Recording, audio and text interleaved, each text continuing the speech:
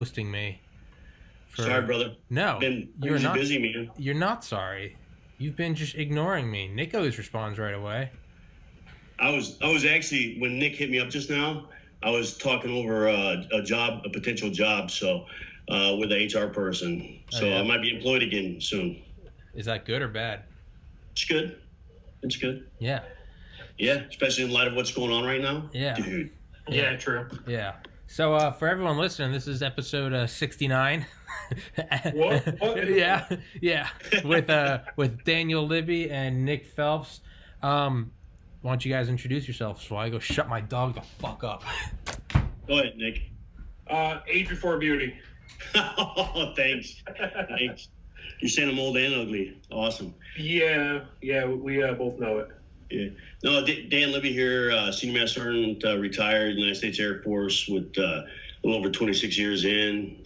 Worked a lot of different things, to include in the intelligence community and stuff. And Tom and I have been talking a little bit about coronavirus and artificial intelligence and other things going on in the world. So it's good to be back on the program. Nick Phelps, I'm tech sergeant. I did 14 and a half years. I'm retired myself, too. Daddy and I were in Iraq together for a year, 6 long gruesome months of overhang class with drill sergeants in the Air Force. We don't do that. But shit, was it now 13 years, Dan? Yeah. About that. Years. No, it's 14 years. Yeah. 2005, 15 years. Yeah. 15 years. Yeah, because we linked up in 05 for training. Yeah. Yeah, it was. No. Yeah, well... no, we don't anymore.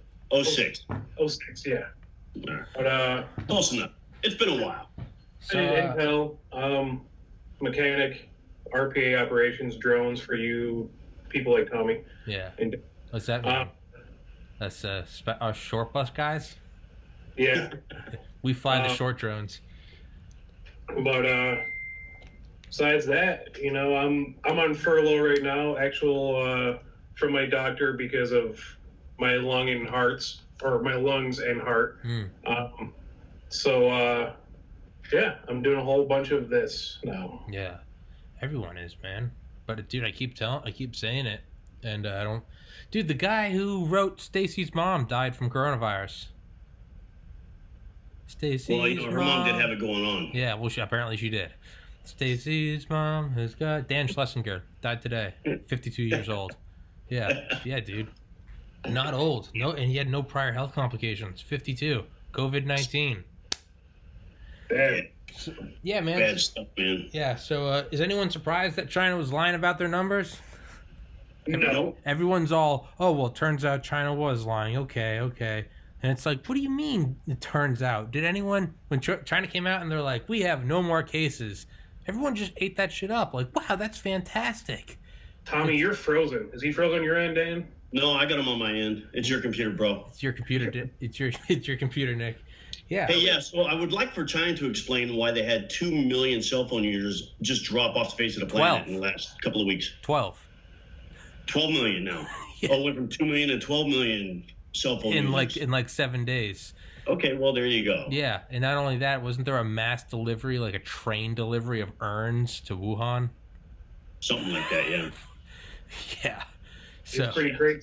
And on top of that, you got to think of China and how they're going to block out communications. Yeah. Like they're turn off cell phone or turn off the towers. Yeah. So, hey, Tommy, you're moving again. Hey, good. But it's seriously like, how do you black out information getting out? How do you stop information from getting out? You cut all communication ties, telephones, internet, everything.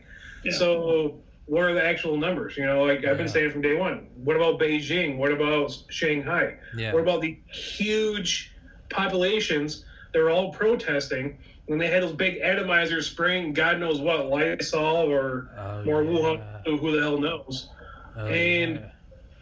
Like what the hell's going on? How did we pass the largest country in the world?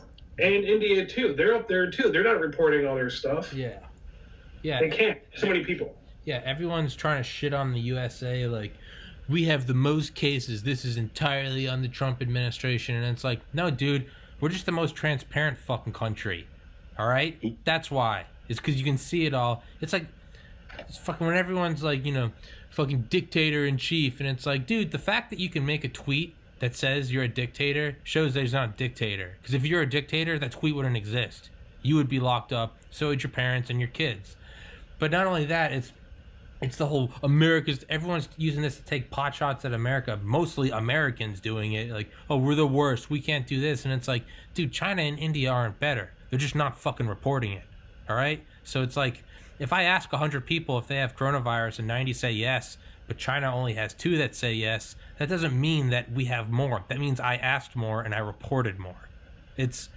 Exactly. I mean, if you check out, like, Africa's going to be... God knows what the hell's going to happen there. Yeah. But check out the Middle East. Check out our favorite country, Dan, Iran. Yeah. They are reporting... I would say, knowing how Iran is, they're reporting a little bit out. Yeah. And their numbers are pretty freaking high for such a small country. Yeah. Yeah. So how is China barely more than them? Right. It makes zero sense. Yeah, it's hard to trust anything coming out of China right now. It really is. But I think it highlights the notion that we need to be more resilient as a country, right? Not rely on them for medical supplies, not rely on them for antibiotics, not rely on them for our commerce. Absolutely.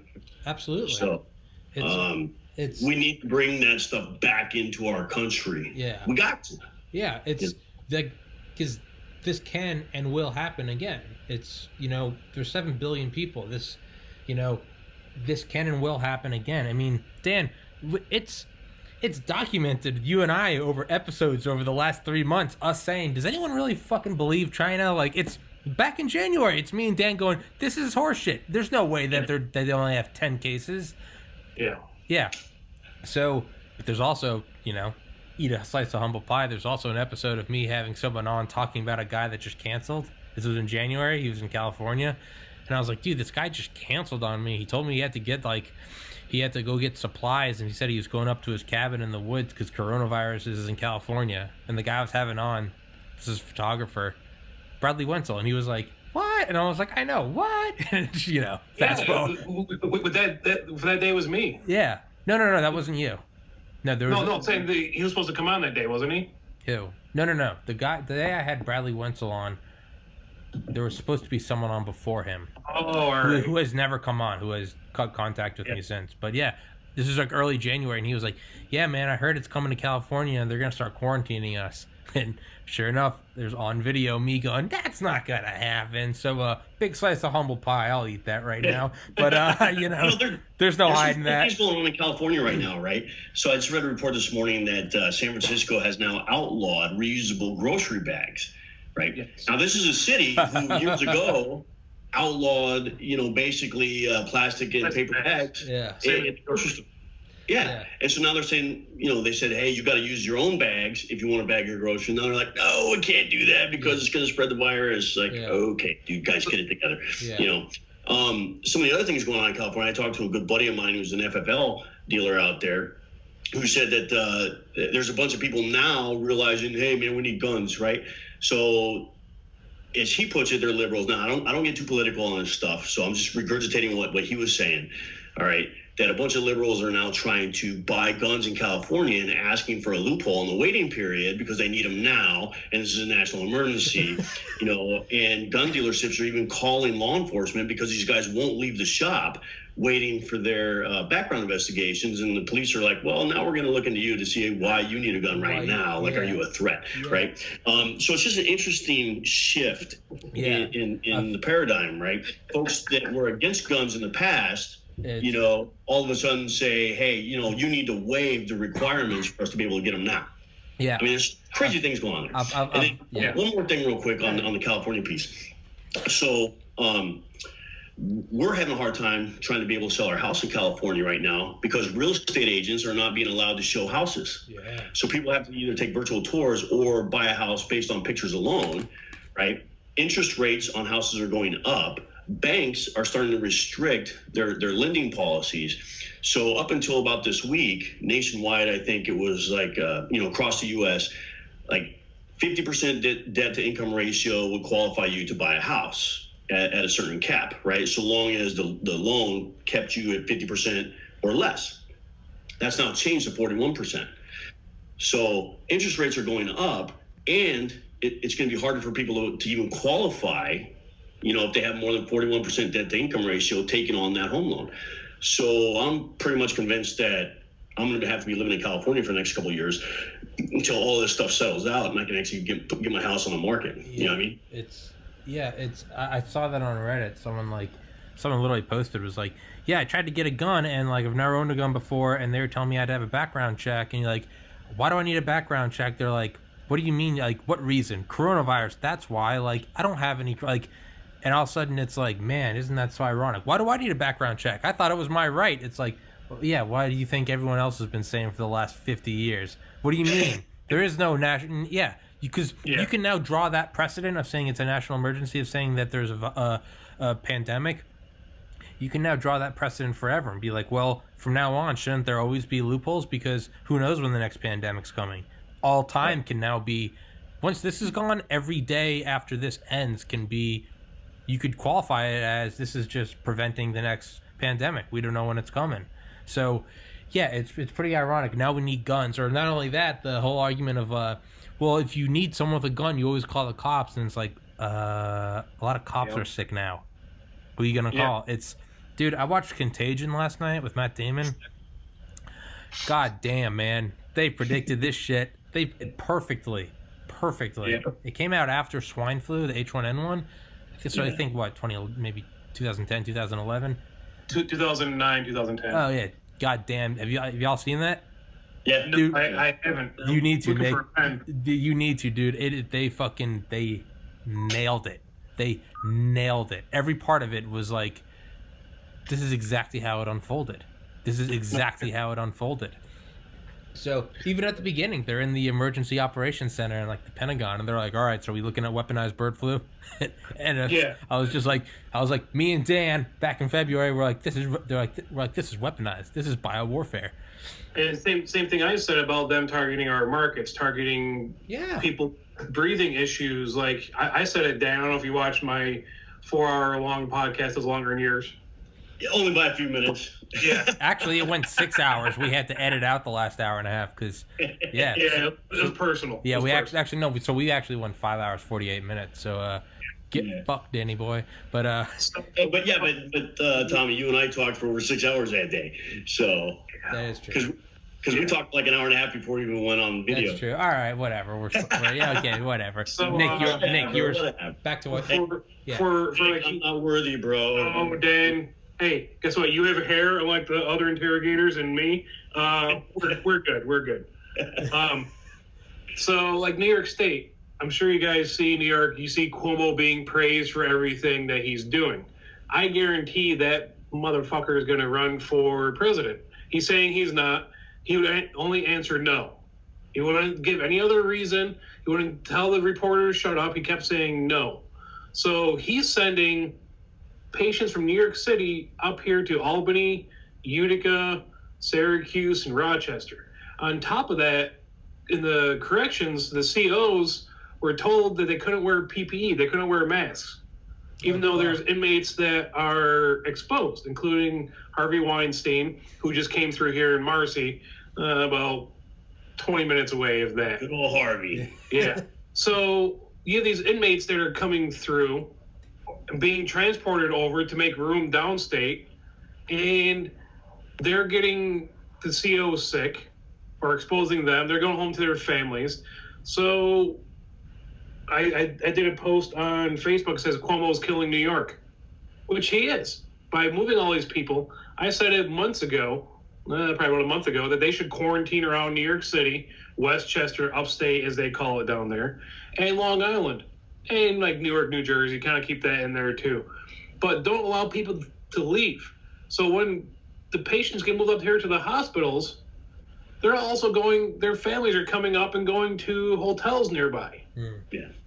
So they're exposing everyone in the hotel industry. Like, oh, hey, I don't have food here, so I need to go out and eat. So now it's spreading that way. It's a telephone game with Wuhan flu. Yeah. It's the Wu flu. the Wu flu. It's crazy. Like, again, with our modern technology today, we have no idea what's going on. how it's going on, what the actual facts are, because we have everything in our hands. 102 years ago, they did not have this. Yeah. They had just word of mouth, and that will get you sick. Yeah. So yeah, the actual mode of communication was getting people sick. Now, I had to run out quick, and I went out yesterday briefly, or day before, I'm not sure anymore. And it's kind of eerie to not see people out, but yet again, today, because it's somewhat nice out here in New York, there's people everywhere. Everywhere. I get it, they're all walking, cool, they're keeping their distance. But they stop and talk with each other, and they're closer than what we are right now to my monitor. Yeah. You know, it's like, keep your distance. Yeah. Yeah, man. It's. I'm seeing similar things in Illinois and Tennessee. So I came out to the Midwest about 3.5 weeks ago to help my daughter out with our grandchildren because she works for Homeland Security, had to work, and my son-in-law is a first responder at the same airport and stuff. So they had to work, and schools are shut down, daycare shut down. So we came out to help with the grandkids, and people just weren't taking stuff seriously. On the way out here. On the trip out here, we drove on the 40 to the 44, went through several states, and I mean, those highways were like ghost towns. Yeah. I mean, it was an eerie sight, right? Yeah, you called me. It was rainy and drizzly and overcast the whole trip. My wife and I were towing a trailer, and we stayed in like KOAs along the way because hotels were shut down along those routes. When I left my house in California and started making my way to the 40, I had to go up to 15 freeway, which is the main artery that feeds Vegas from San Bernardino and Los Angeles. Now, I grew up off of that freeway in the high desert, and I have never seen that highway so empty because they shut down Vegas the weekend we were rolling out. I've seen graveyards busier than that freaking freeway was that day. You know what I mean? It was insanely quiet. So, heading east, people were kind of taking that seriously. Even those little places we stopped at for gas or whatever, you wait in line 20 feet back almost, from the counter until that person was done and gone, and minimal exchange. They prefer to use credit cards and stuff rather than exchange cash or whatever. But then I get to Illinois first, and people are still out running around like it's busy. Oh, hey, I got a free day off work, so I'm going to go run all these errands and stuff. Down here in Tennessee, where I'm at currently at my son's house, helping him with some things, it's the same thing right now. People are running around. But the problem is you had all these spring breakers on the East Coast, Florida, Virginia, wherever, who were out there partying, hooping it up, and now they're making their way back home over the last couple of weeks to Nashville and Chicago and other places, right? And that disease is just starting to spread like wildfire because nobody is really staying home. Yeah. So that's the problem, man. So with snowbirds, I'm a photographer for the Boilermaker Road Race. It's a 15K, 5 and 15K here in Utica. It starts on the east side of Utica, comes all the way down here to the brewery, bunch of free beer, bands. It's awesome. It really is. So I got asked to come on and help shoot that, and the director of photography, he's a snowbird. Like, he lives up here. After January 1st, him and his wife drive down to Florida. I just talked to him yesterday, I want to say. And fucking buddy's calling in, fuck him. And so I talked to him yesterday or the day before just to see how he's doing, see if he made it back up, see if he's staying down there. He's like, well, he goes, there's a couple different things. He goes, if we come up, he's older too. He goes, if I come back up, he goes, I got to drive through all the states. Like I said, he's in Florida. He goes, there's no coming to Florida anymore. It's only going out. Yeah. But we stay down here. He goes, the sunlight kills the virus when it's on surfaces. So he's like, do we stay down here or do we come back up? I go, if you come back up, come as soon as possible before it gets really bad. Yeah. And you get stuck in between, or stay down there and just stay down there. Yeah. It's man. tough. It's. I'm looking to have to go back to California. And a couple of days ago, Kentucky kind of closed up their borders now. Police are stopping people at the border going, hey, what's your business? What are you doing? Texas apparently did something similar to that, right? So if I have to drive back to California, I'm looking at having to go around Kentucky, then head north to the 70, take that all the way to just south of Salt Lake City there to hit the 15 and come down. So I'm adding like 2 or 3 days on my trip back, just to go around Texas and stuff. Yeah. which I think is a smart thing for states to do. But what are they going to be doing about interstate commerce and the trucking industry and all that? I mean, are they going to impose the same restrictions on those guys where they say, okay, if you come into our state of Texas, then you have to go into mandatory quarantine for 2 weeks, to make sure you're good to go? Or are they going to go, well, wait a minute, you're delivering toilet paper and everybody's out, so come on in? Yeah. What's the risk associated with that? The distancing thing, I get. It makes sense to limit the spread or slow down the spread. Yeah. But I don't know that we're going to stop it, even if everybody stayed home for 2 weeks. It's not going to die out and just be gone. You can't stop it. So I had to interject. So I had on a doctor like a week and a half ago, 2 weeks ago, and we were talking about coronavirus. And he was like, no, he's like, everyone in the world will probably end up getting it. And he was like, but, so this is what it is. He's like, is it hard for you to hold a penny? He's like, no. He's like, what about 100 pennies? And I was like, yeah, I could cup 100 pennies. He was like, what about 1,000 pennies? And I was like, yeah, I think I'm still, yeah. He's like, what about 100,000 pennies? I was like, I'm not strong enough to hold 100,000 pennies. He's like, all right, so let's bring it back down to 1,000 pennies. Could you hold 1,000 pennies? And I was like, well, that's only a couple pounds, but I don't know if I could fit it in my hands. And he goes, bingo. It's not that you're not strong enough. You just don't have enough place to put them. He's like, that's what coronavirus is. He's like, it's not this medical anomaly, what is it? He's like, we know how to treat it. We can only hold 100 pennies. And he's like, that is where quarantining and isolation comes in. Yeah. If everyone gets it in waves over like a year and a half, it's fine.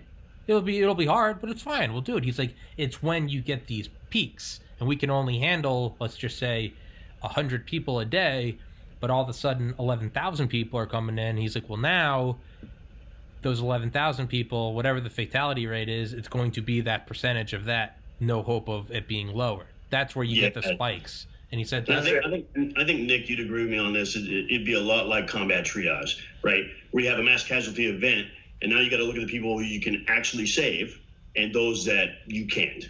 Yeah. You know what I mean? It is. And so what's going to happen is the sick, the elderly, maybe even the infants, they get this stuff. Once our medical community or medical apparatus is saturated, they're going to have to do some kind of triage like that. Yeah. And that's a scary thing, for a lot of people. Like for me, I'm in relatively good health, but my mom, who's in her 60s, may not be, right? And so if she gets it, she may get treatment for it, or if there's no room at the end, there's no room at the end. Yeah. You know what I mean? And that's kind of a scary thing, especially when, we're talking about a virus that has the potential to be treated. It has the potential to be treated. We may come up with a vaccine for it, just like the flu vaccine or whatever. You know what I mean? But that's some time off because they got to do all these clinical trials and follow these rules and all this stuff. Okay, I got it. But it's like, okay, so we need to flatten that bell curve with that isolation and stuff like that, so that those medical things can catch up.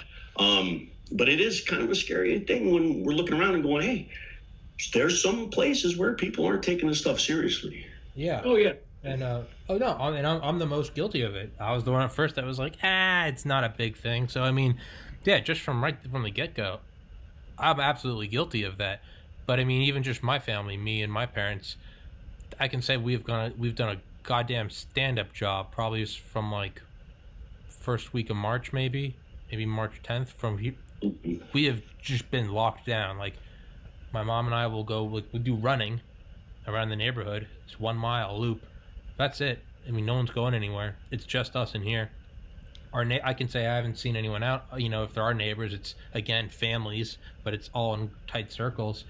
But yeah, that is kind of a scary thing, because it's not even like, can we not? We can deal with these. None of these cases are cases that are like, again, a house episode. Like, we don't know what it is. Like, we know what it is, but like triage, it's like if we have one doctor and 10 injured soldiers and one of them is bleeding out. If that one was bleeding out was in a tier 1 trauma hospital, sure, they could deal with it.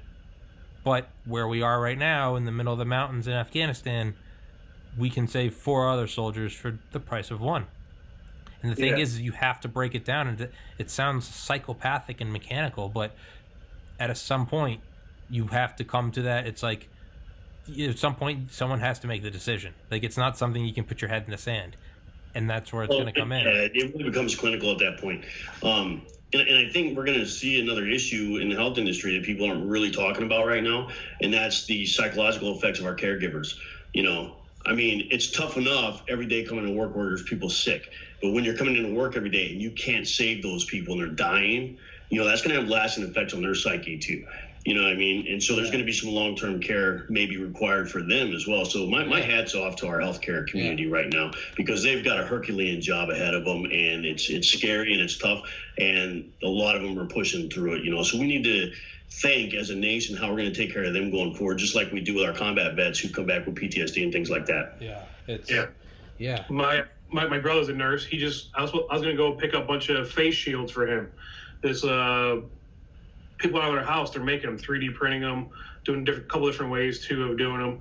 And for his hospital, they only have a handful left for the entire hospital out in Syracuse, where all the douchebags from New York City are coming up because they're dirty Cuomo lovers down there. So unfortunately, it's going to be, back to being spread, but they don't have enough supplies. That goes back to you, Tommy, talking about, the 1,000 pennies. If you don't have the supplies, like Cuomo had the warehouse of ventilators. Why? Oh, because it's not at apex yet. What's exactly? Who's making that call? You? Fuck you, buddy. Yeah. Go jump off your fucking father's bridge, you douchebag. Yeah. By the way, he named the bridge after his father, who was also governor years ago. So he snuck it in just before the bill was closed out, just before they went on recess. Excuse me. He snuck it in, and it got approved. But hey, what about all those fucking senators selling stock when they got the COVID national security briefing before everyone else? Fuck those people. I heard that they all have stuff on Hillary Clinton too. Well, rest in peace. Oh, so what you're saying is we're going to see more suicides in the future? Yeah. No, Clintoning yourself. Yeah. No, it's going to be 22 a day, but it's going to be with Congress members. Yeah. Hey, so I'm sure you guys are tracking this too, right? The House and the Senate have been trying to push bills through to get money to combat this thing, but it seems like people want to keep our politicians, our elected officials, keep putting pork belly tags on this stuff. Fuck that. It's like, to include a pay raise for them. Yeah. Fuck those. It's like wait a minute. Why don't you just push the money through to fight this thing and focus on that instead of all these other little agendas you got going on? You guys can hash that stuff out in another avenue, another form. You know what I mean? Just get the money approved and press. Yeah. I mean, that just to me as a taxpayer, man, frustrates the crap out of me. I almost wish Trump would just come on and be like, we can resume being at each other's throats in a couple months, but we got to do this right now. Like, we got to hit pause on the political theater. Like, I wish he would say, like, we can go right back at it. I know you hate me. That's fine. Like, it's, you might have to do something. Was it Teddy Roosevelt? No, it wasn't the Great Depression, but there was like a run on the banks before that. It was some president, or it was some like head of the Federal Reserve. But there is a story where it's like somewhere in New York, this guy literally he had all the CEOs of all the big banks, might have been 1913, brought them all into the big board of directors meeting room in some penthouse in some just skyscraper in Manhattan. Yeah, it was like 5 years before World War I. Brought them all in there, and then locked the door and got rid of the key and was like, all right, we're gonna figure out how to quell this mass panic. Like, we got some water, we got some food. It's all these rich guys no, I'm going back. And he's like, we're not going back till this thing's figured out. What do you know? They banged out a deal pretty quickly.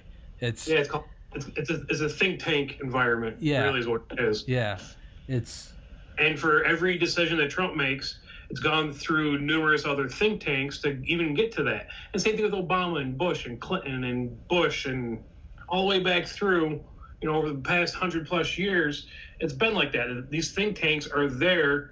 Who, what, where, when, why, how, what Dan and I used to do. And then you exploit every one of those nouns, and then every one of those nouns. And what are the short-term, medium-term, long-term, extreme long-term to every one of these actions? Mm-hmm. So everyone's like, oh, yeah, Trump needs to get off Twitter. Everybody fucking agrees with this. I agree. You all agree. This shit's fucking funny. Yeah. However, get off Twitter. I get it. It's the whole transparency that carried over from Obama. on what's going on. Yeah. Exactly. Hunker down and just get the job done. Do what you can, what your think tanks and advisors advise you to do. Yeah. Yeah. It's tough. People want point fingers at him like, can you do that job? Can you be like, okay, you 20 are going to die, but you 150 are going to live? Can you make that choice?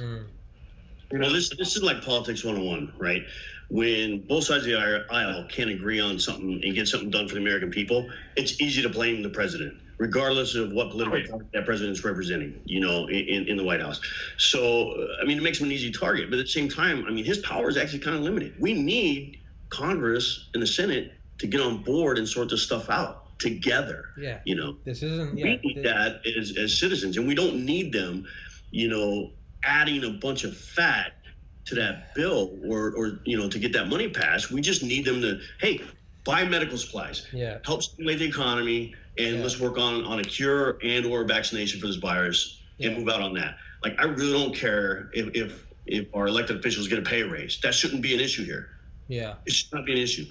All these additional things that they're trying to throw on there, whether it's cell phones for poor people or whatever, like, I don't care about that right now. I don't care.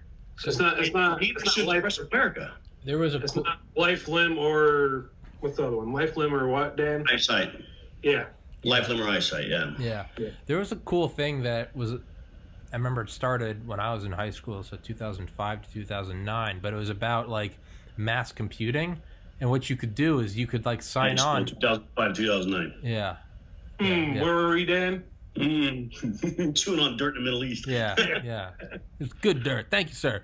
But sorry. Yeah, there was something where like you could register your computer. So like when you were away at school, you could sort of give up its processing power, however tiny that was. And the idea was like if millions of people did this, it would go to the. It's huge. It's still being used today. Yeah, yes, you could go to. Yeah, you could use it to like help simulate the folding of proteins and stuff.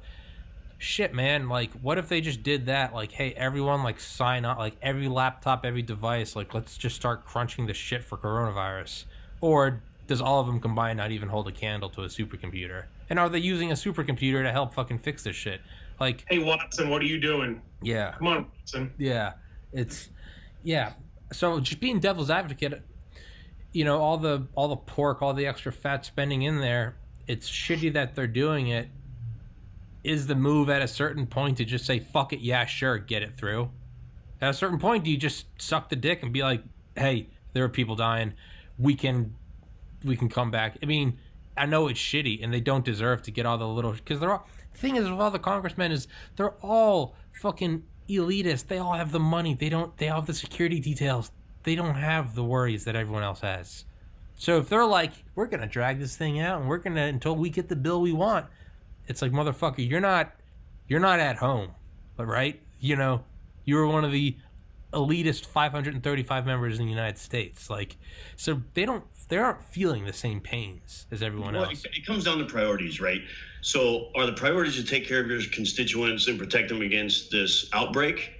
Or is it to tack on a whole bunch of stuff for those remaining after, this virus calls the herd? Yeah. It's, you would think that we would, so as in terms of like wartime manufacturing, like there are already auto companies like Tesla and Ford, shout out Tesla and Ford, producing ventilators and masks and respirators. There's people doing it at home right now. Yeah. Too. Yeah. Like you said, my mom doing, the mask herself. Yeah. For people. I wonder if that could be utilized more, like, because it's not just like, that's awesome. I love the gorilla there. That's awesome. That's awesome. It's not the only time I've had a monkey like that on my face. Thank you, Nick. Thank you, Nick. Yeah, but like. Speaking of bird flu. And the whole wet market thing, yeah. God damn it. That might be a story for when we're off the air. Yeah. I wonder if I can like around the horn. I wish I could get one of those like mute buttons. Yeah. Beep. Tick tick tick. No more points for Nick. I don't give a shit. You know, is there something you can do? Because you make a vaccine and just literally dump it in the water supply. Like if they said in Contagion, he's like, yeah, the head of the CDC is like, the National Guard just called me and wanted to know if we could make a vaccine and put it in the water supply. And the doctor on the other end of the phone's like, I'm going home. I'll see you tomorrow. Like, Yeah, it's it doesn't retarded. really work that way, Yeah. you know. Yeah. It's, Well, if it's aerosol, you go to Batman where they put the stuff in the exactly. yeah. Am I- Yeah. that's You a- are the first one. Like, is that plausible? Yeah. Yeah. Now, watching that movie, I'm like, okay, it attacks water source. 85% of our body is what? Water. Yeah. So how's it not kill the people? That's what I don't get. Yeah. Yeah.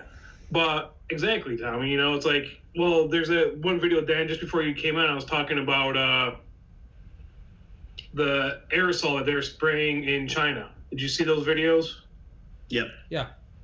What are they spraying? Wait, are you talking about the disinfectors? Yeah, It almost looked like the same trucks I saw in Turkey that were fogging for mosquitoes. I was gonna say, but those are same type of dispersal apparatus. but yeah. those are in every city in the world right now. Mm, no. But the people not- the people with the hoses, is that what we're talking about? no, we're talking No. about trucks that are like. Oh, Yeah, it looks like a giant snow-making machine, like how they make snow on ski hills. But it's spraying this aerosol all against these buildings all the way down through, big plumes of smoke. have you Or seen fog. Chernobyl on HBO?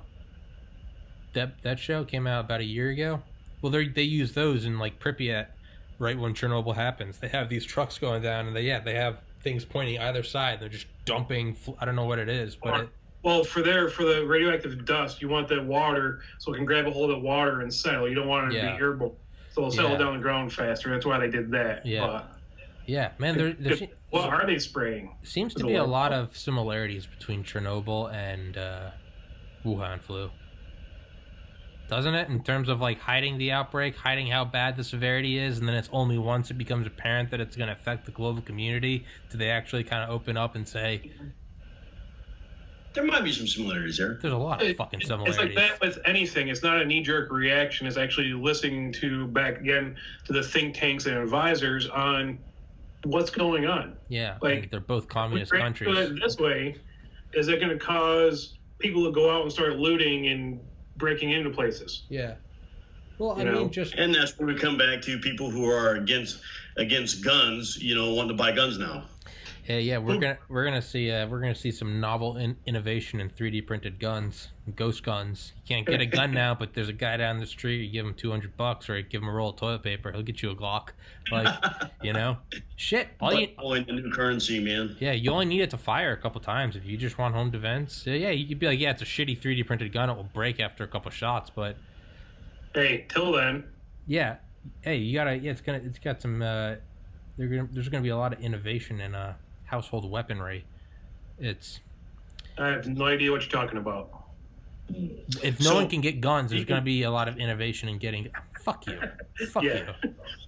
And there's one interesting thing about Chernobyl, though, right? Which I don't think we're going to see with a coronavirus or any other kind of viral outbreak, is that there's a fauna growing there now on site that is Yeah. actually eating the radioactive material, right? Yeah.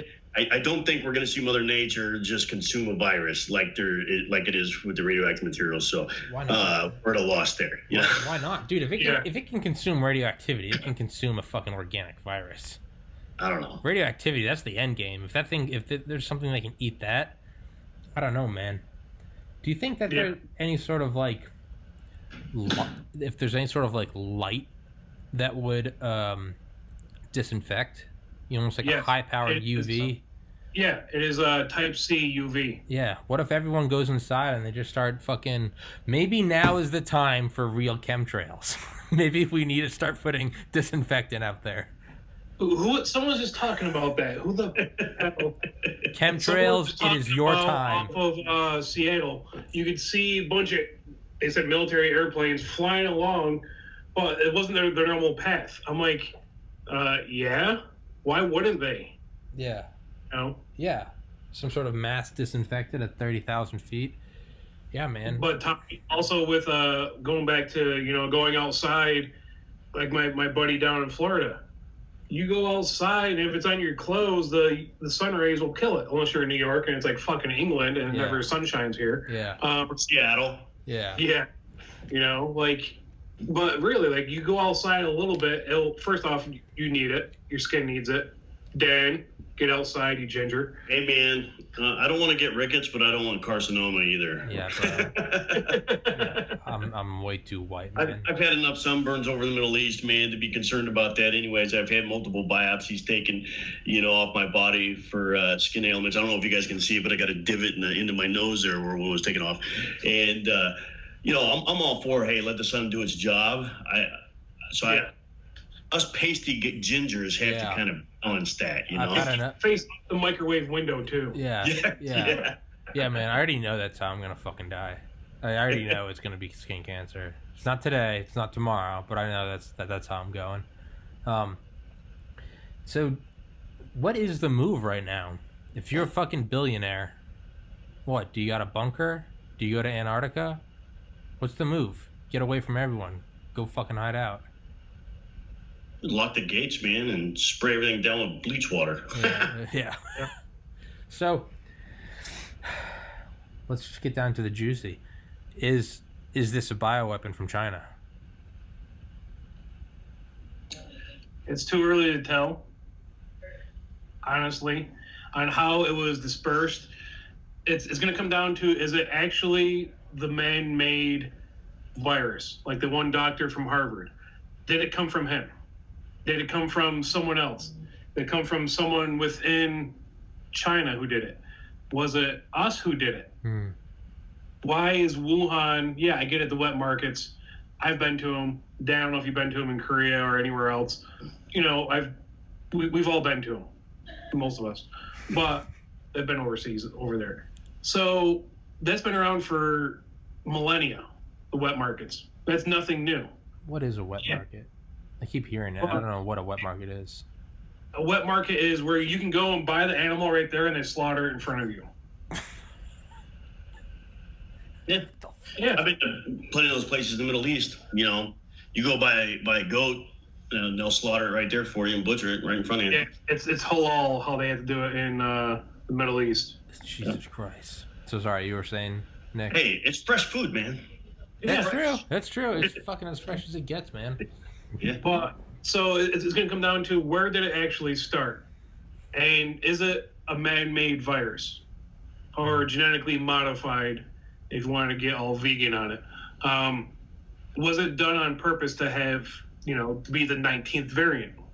When it comes down to that, when we know the actual facts, if we even get to know the facts, who was patient zero? Where was patient zero? They're saying Wuhan because the wet markets, because someone ate a bat. Get the fuck out of here.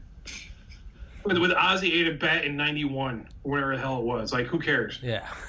It's not because that one bat. How come the billions of other bats around the world haven't done it? Well, that's genetic mutation. It comes down to chance. If it's 0.1%, if it's 0.01%, and there are a billion bats, yeah, you're only going to have a couple that have it. Exactly, but is it going to come down to where did it start from? What actually started it? Yeah. Once we find that out, and why Wuhan? Why there? What's so strategic about Wuhan that reaches out to the rest of the world so quickly? I'm sure all of us have played that biovirus game on your phone. You want to wipe out the world, where do you start? The Middle East. You start any place else, it probably isn't going to happen that easily. You want to, I forget the name of the game. If you I've seen that and download it because I'm like, Pandemic. I can wipe out the world. Yeah, it's not good. Yeah, I mean, I played that when it came out Virus, 8-9 years ago. Virus Inc. Yes. Yeah, yes. I haven't played it, but now I want to. So I'm not sure how it's changed now, but if you start anywhere in the Middle East or northeastern Africa, from what I've played it, a couple of hundred times, you're gonna wipe out the world by doing it starting there. So you go any other place, you start in the U.S., it's gonna get squished. You start in Canada, it's gonna get squished. You start in Poland, it's gonna get squished. You start in Russia, it depends where you start in Russia, it's gonna flourish or get crushed. So why is Wuhan so strategic on how this started? Yeah. Well, I don't know if it's a question of strategic location or just that's happened to be where they were studying this virus and it got out. You know what I mean? But I mean, with China, I could just surmise that the way they keep a lid on everything, they may have had that longer or further back than December. Sure. Right. And the more people have it, the more people are traveling, and the quieter they stay, the longer China stays quiet about it, the chance for it to spread globally just, it's just that much worse, right? Yeah. So, I mean, if China, let's say, early December, let's just say, for argument's sake, early December is when they saw the first cases of it. They didn't put a stop on anything, say for a week, but it's got an incubation period of 2 weeks.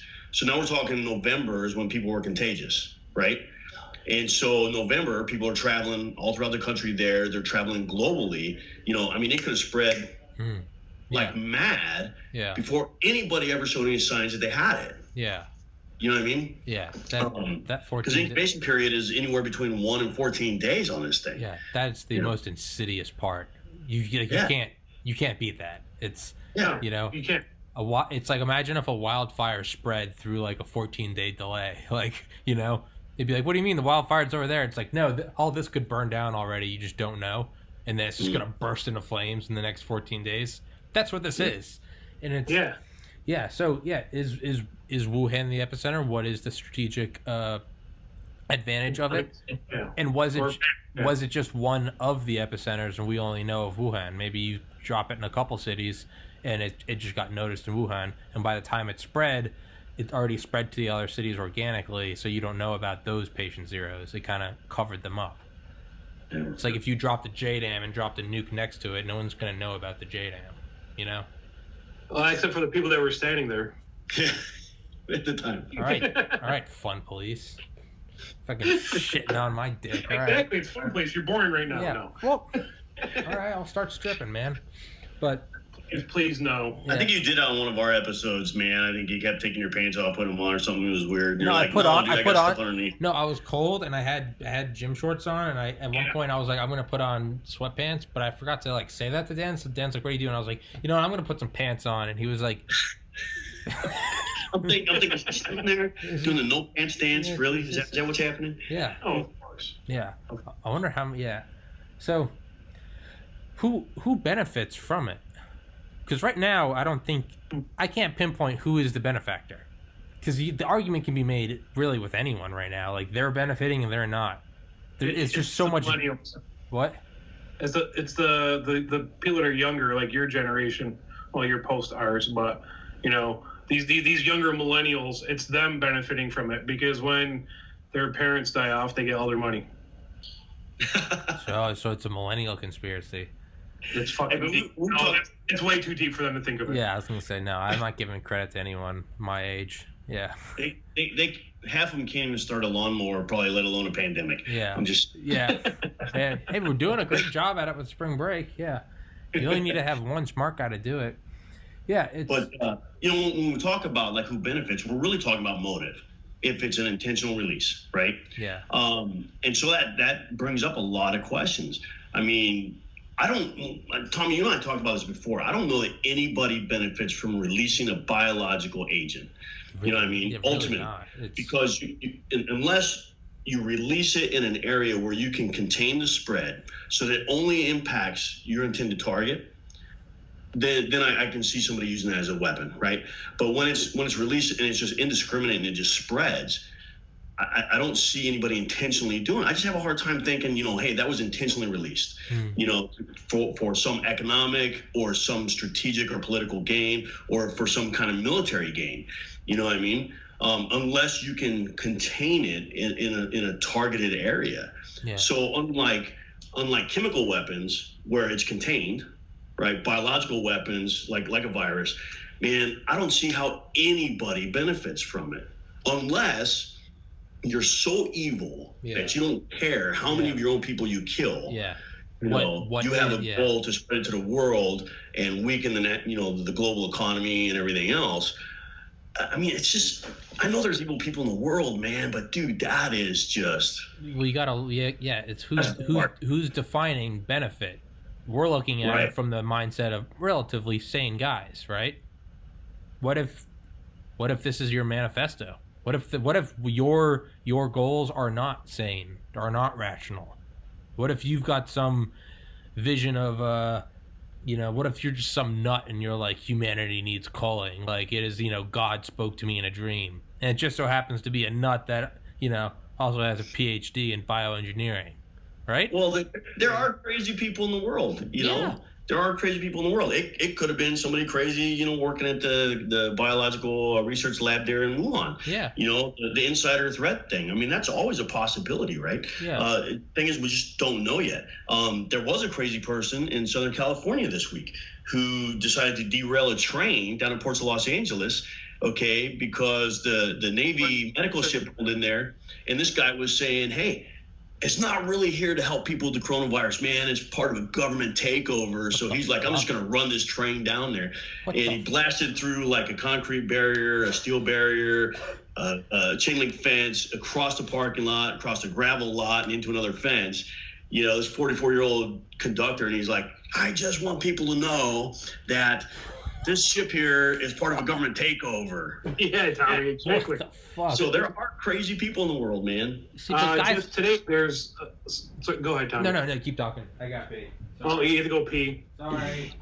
Fucking feminine bladder. Dude, he's got the bladder of a gnat. Yeah, right? Like, oh, I see water, I gotta pee. But no, there's just two people arrested today here in New York somewhere up here. I forget where I just saw it. Arrested by state police because they were in a store coughing and saying that they had COVID-19.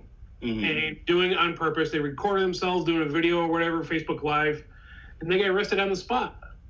Good. And New York State's rolling out now, actually the snitch line, I'm calling it, is if you see people with businesses or out where they're not supposed to be, you report it. The cops will send someone over and they'll either get a ticket, get fined, or whatever. So California is doing that, and the place where I have my house in California, the local PD had to put out a public announcement saying, hey, stop calling us because your neighbor's in their front yard. We are not going to respond to that anymore. You know what I mean? So neighbors were freaking out like, oh, wait, it's a shelter-in-place order. What are they doing outside? They're standing outside, get some fresh air so they don't go crazy and have a domestic violence incident. How about that? How about you mind your own business and keep your distance? How about that? The cops are like, hey, we're done responding to this stuff because it's not illegal for somebody to stand outside their house. Exactly. It's just a lack of, it's just an ignorance of sorts, amongst American people. I get it, just distance yourself from other people, but do it reasonably and don't be silly about it. You know what I mean? Don't be stupid about it. Just be sensible. It is. Like, I went out, I'm not going to lie. I ran out of freaking coffee myself. So I was swinging by my old shop where I got furloughed because I asked my doctor if I should be working because my company, I'll say it publicly, my company did not provide me PPE. They did not provide gloves nor a mask. And my company makes the sneeze shields for grocery stores. They make the social distancing spots that you see in grocery stores or supermarkets and other places. The vinyl high-end, like we're a print company. We print everything except for apparel. Mm. So there's the 6-foot social distancing stickers that you put on the ground so you can measure out 6 feet, put the next one, measure it out, put the next one. Yeah.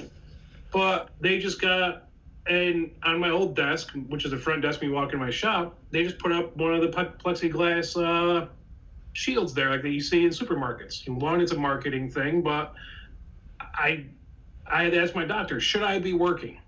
Because I have lung issues, I have prolapse in my heart, I have the plethora of other things.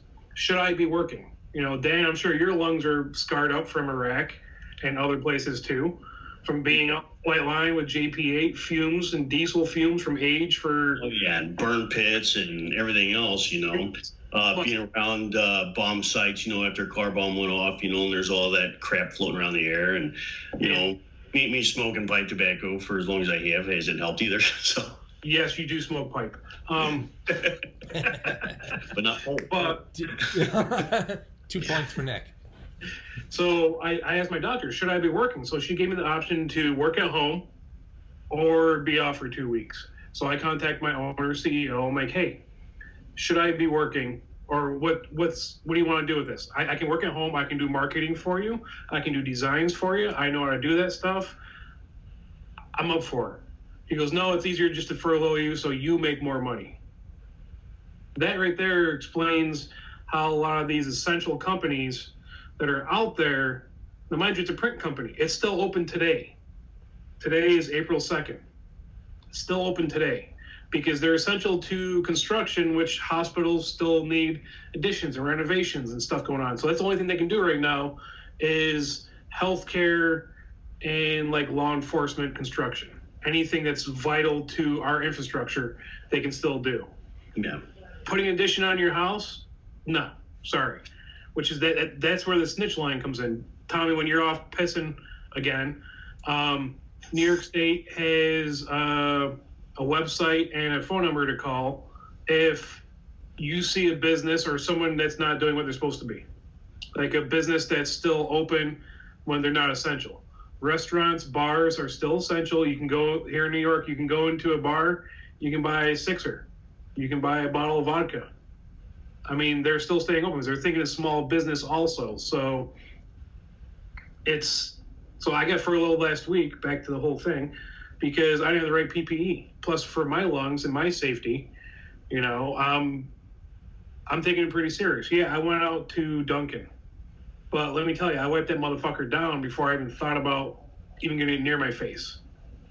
If I go somewhere and I need to get groceries, I use my phone and I do Samsung Pay.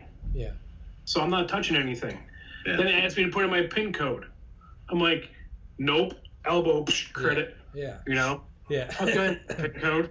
People's elbow. Yeah, that's... Get you a stylist, man, and put some hand sanitizer on and you're good to go. Or I'll grab the cashier's wrist. You push my numbers. Yeah. Yeah.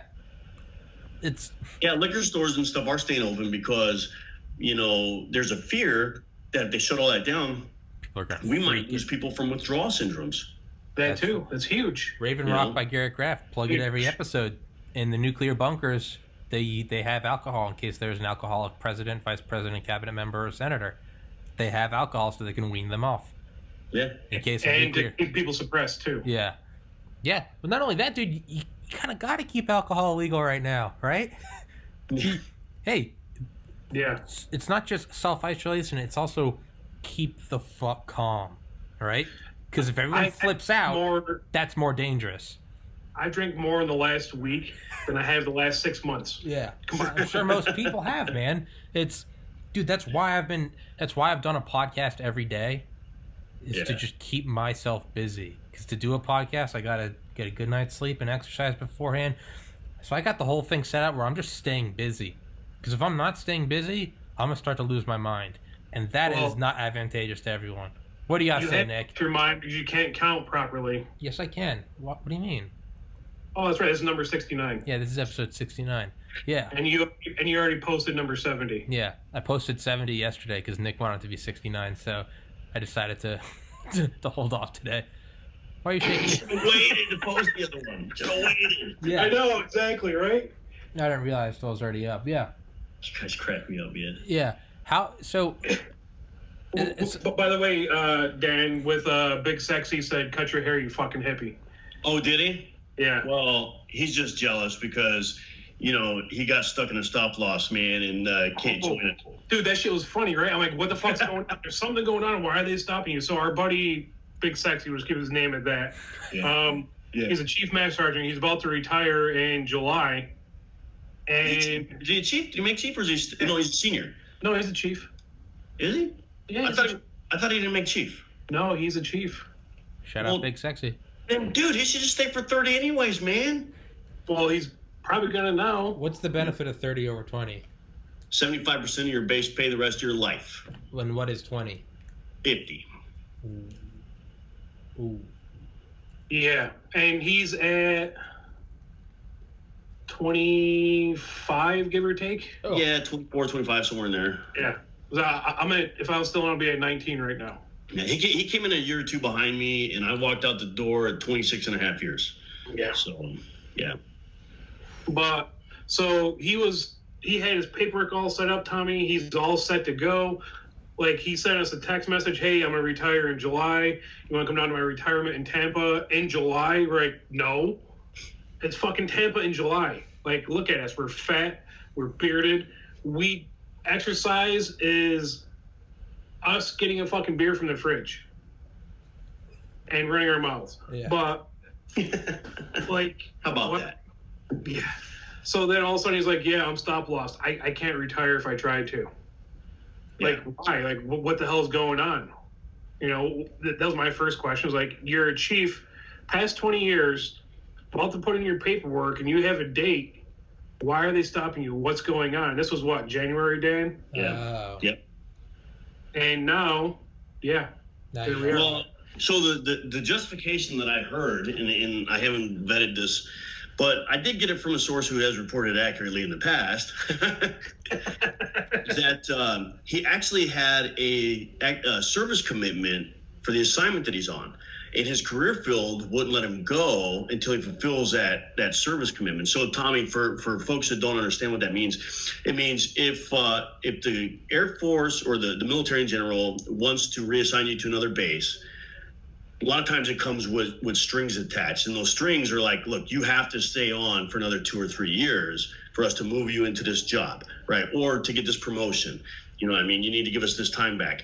And so I think that the time frame he was looking to retire in was under that, and his career field manager wouldn't give him a waiver. Well, now I don't see him giving anybody waivers until he sorts this out, because the DOD just came up on comms and says, hey, we're looking to recall 1 million service members. 1 million. When did they say that? It happened last week. And people are already getting emails through, the reserves, at least in the Air Force side, asking for voluntary recalls right now to come back and work in the medical community. So I actually started lobbying. I'm like, hey, I know that there's a lot of first sergeants out there in the Air Force who came out of the medical community who are going to have to go back to that to help fight the COVID, which means there's going to be vacancies in the first sergeant realm. I was a first sergeant for 8 years, dude. I'll come back for 2 more years, and fill that void until it all sells, because I look at it this way, right? That would give me another 5% of my retirement pay at the end of that 2 years. Fuck yeah. So heck yeah, why not do it, right? Yeah, why the hell not? Yeah. But I haven't gotten anything back, because I think what they did is they went to the VA and go, hey, what's this guy's disability rating? Yeah, we're not going to take him. Yeah, that's why I have zero fucks. Granted, I would go back in a second, not even lying, Tommy. I'll go back in a second and do it. Whether it was me being a mechanic again, yeah, it was fun at times, but I'll go back and do it. Go back and fly. I got medically disqualified from flying, so I'll never fly again, unfortunately. Yeah. But because I took methotrexate, that's why. That's why I got medically disqualified, which is for RA. Yeah. And I took that, they're like, disqualified forever. Yeah. Why is that? I'm like, you fucking told me to take it. They're like, yeah, well, we forgot to tell you you'll be medically disqualified forever. Why is that? Yeah. Sure. Let's not offer an alternative. Yeah. Whatever. Well, with methotrexate, it's really harsh on your liver and kidneys, which already have kidney issues. And it causes different types of psychosis. So when I retired, moved back here in New York and started using the VA stuff, I was sitting beside myself. I felt like I was sitting next to me. Dissociation. It was, my ex-wife's like, what's the matter with you? I'm like, yeah, screw these drugs, I'm not taking them anymore. Yeah. Man. But anywho, like I said, I'll go back in a heartbeat. Yeah. How has all of this affected, do you think, military operations overseas? Because that stuff can never stop, but at the same time, it's like everyone's quarantined. It's almost like. So Dan, were you stationed in England? You're at the Heath, weren't you? I was at Milden Hall. Milden Hall. So over at the Heath, that no nukes, all that shit. So Tommy, at one of the bases in England, certified to have nukes. There was protests Thursday, Friday, Saturday, almost every week I was there from 02 to 04. This one lady, she had TB, she had everything, and she would spit on SP, security police, security forces. Yeah, exactly. And everyone knew who she was. They see her, they would freaking beanbag her, take her away and do it again the next week. So at base I was at, they're pretty good on being able to self-contain, honestly, because it's a nuclear base, or it used to be. So everything's already heightened security. Everything's already pretty tight. So they're pretty good, but you have a lot of people that live off base in the communities. That's where you bring it on to base, unfortunately. Yeah. The places where I think is a little tighter is probably your deployed locations, places in Iraq, Afghanistan, Africa, Jordan, wherever, where you don't have family members there, you're in a combat environment, so it's easier to self-contain and distance yourself. Where you have problems in those countries is we have to work with host nation partners and, third country nationals coming on doing work who can be potential sources to bring that virus in. So if you're looking at a place like, say, Iraq, we're up in Balad, maybe you got 3,000 people assigned there working. I don't know what the numbers are these days, but let's just use that for argument's sake. And you got one third country national that comes in to pump out the outhouses, right, and start spreading it. I mean, those 3,000 people can go down quick. Yeah. Very quickly. But if they stop all of that kind of services, right, and prevent those people from coming on, they can continue operations as long as they need to with relatively being isolated from this virus. You know what I mean? But we saw the military take on a lot of decontamination roles with the Ebola breakout in Africa. We saw them do it with aircraft coming from areas where the Zika virus, was an issue. So I worked at headquarters for Air Mobility Command for a while when that was happening. And so all of our aircraft that were coming back from areas that had, the Zika issue with mosquitoes and everything, before that air crew could leave the tarmac, once that plane landed, they had to decontaminate the entire plane and all the personnel. So they had ways to do that. I don't think all our civilian carriers are doing things to that extent, but the military is really good about that kind of stuff. I mean, we work and train for biological and chemical environments all the time. Yeah. So weapons, yeah. Yeah, NBC training. Yeah. So now with that, Tommy, the actual numbers, if they're smart, which they already fucked up once, and I've made some comments to people, like which aircraft carrier right now has the 5,000 people on it, and they have 20 or 80 people sick with it. You don't give out those numbers. You don't say an aircraft carrier is down because people have coronavirus. Yeah, you don't say that. No, you keep poker face. But they have. They just did it yesterday and the day before. Yeah. I think the Roosevelt has. Stupid as shit. Yeah. You don't say that it's down. I'm not even military, and I know that you keep a poker face. Yeah, it's psyops too, yeah. Want to keep it quiet, or do you put it out there so people will now try to attack a little bit more, so you know who may be behind it? Okay. Throw out some false numbers, see if they start prodding. Yeah, I can see that. So, how do you think in the future that this is going to... Do you think we're going to have...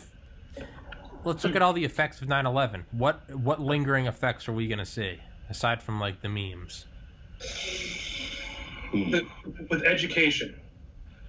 Education's going to prove that not only higher institutions, colleges, universities, doctorate level stuff, but also high school and grade schools can do it at home. Yeah. This has been a show for a lot of that. I mean, my best friend growing up was the principal or the superintendent of my hometown school. He just put out a video, really, really cool. Him and all the teachers saying thank you for doing your work at home. We're still here for you. You need anything, reach out to us, so on and so forth. It was a great video, but kids are still doing their homework. Kids still have their homework to do. Yeah, it's harder on the parents, the ones that are essential, still going to work. But this is proving that they don't have to physically be in school to learn. Well, unless you're in LA County where 15,000 students have failed to report in on their Blackboard. Yeah. Wait, what? Yeah, 15,000 students in LA County have not reported in for school, via the internet. So that's becoming an issue for them. But I do agree with you, Nick, that things like distance learning, telecommuting, I mean, that's going to be a new way of really conducting commerce and stuff, right? Think about it. If you're a business that can allow your folks to work from home, you can reduce your overhead costs of having brick and mortar buildings for them to work in. Efficiency can increase. They just have to learn new collaboration tools.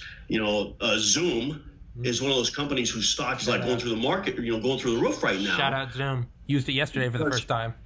Because everybody's is going to those types of collaboration tools to get work done. Literally, while we've been sitting here doing this cast, I'd been in touch with a buddy of mine in California. We're working on some things, and he works for the school district. And I had to bail out on a call with him earlier today because he got called into a Zoom meeting to discuss stuff for the school district. You know what I mean? And this is a school district who has never done that kind of stuff ever. Yeah. So I think it's going to open up some new markets and some new ways of thinking about conducting business, for sure. You know what I mean? Yeah, homeschooling may become the new norm. It could. I mean, dude, I'm in online graphic design courses, and it happened since August. If you just looked at it from my point of view, you wouldn't even know coronavirus happened because it literally has not missed a beat, aside from the occasional message from the professor, just like, hey, everyone, stay safe. It's just we haven't missed a beat. And schools districts that don't have things like that, backup systems in place like that, like where my brother is a school teacher. I know you did a cast with him recently. So he was contacted the other day by his boss, district or whatever, saying, hey, we need to know how you're staying in touch with students while they're at home right now. But the school district hasn't given the teachers any kind of tool sets to be able to reach out to them. So there's no set standard for them. So my brother's going, hey, do we need to call the students every day? Do I need to email them? What do you want me to do? You don't even have a blackboard or something set up where the kids can connect online and we can do a class while they're at home.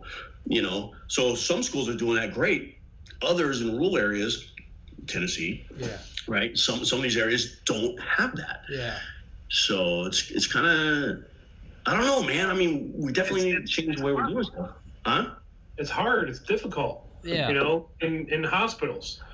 Yeah, there's a lot of downtime in hospitals. I'm absolutely not going to bash most of I can't say quite a bit of my family's in healthcare of some sort, or they have been. Like my aunt has worked, was she 82 now? 81? And she just retired 5 years ago. For the fourth time retiring. She's ill right now, and it's shitty, but she worked nonstop. So I'm not going to bash on it a little bit. Same as us in the military. And anything you've done, Tommy, you sit around in a classroom, you're waiting for your professor to show up, back when you're in school, what'd you do? You played fucking grab ass and joked around and goofed around a lot, as we did in the military and we do right now. We're having serious talks and having, fun talks. Around the hospital, when there's stuff not going on, same thing goes on. So this is going to be an increase in security and the way hospitals operate, same as actually the Spanish flu in 1918. Same as, a lot of our medical comes from triage that we do in the military and what the doctors have learned and R&D and developing new stuff. Same thing's going to happen with our healthcare system. This is showing that our healthcare system here in the U.S. sucks.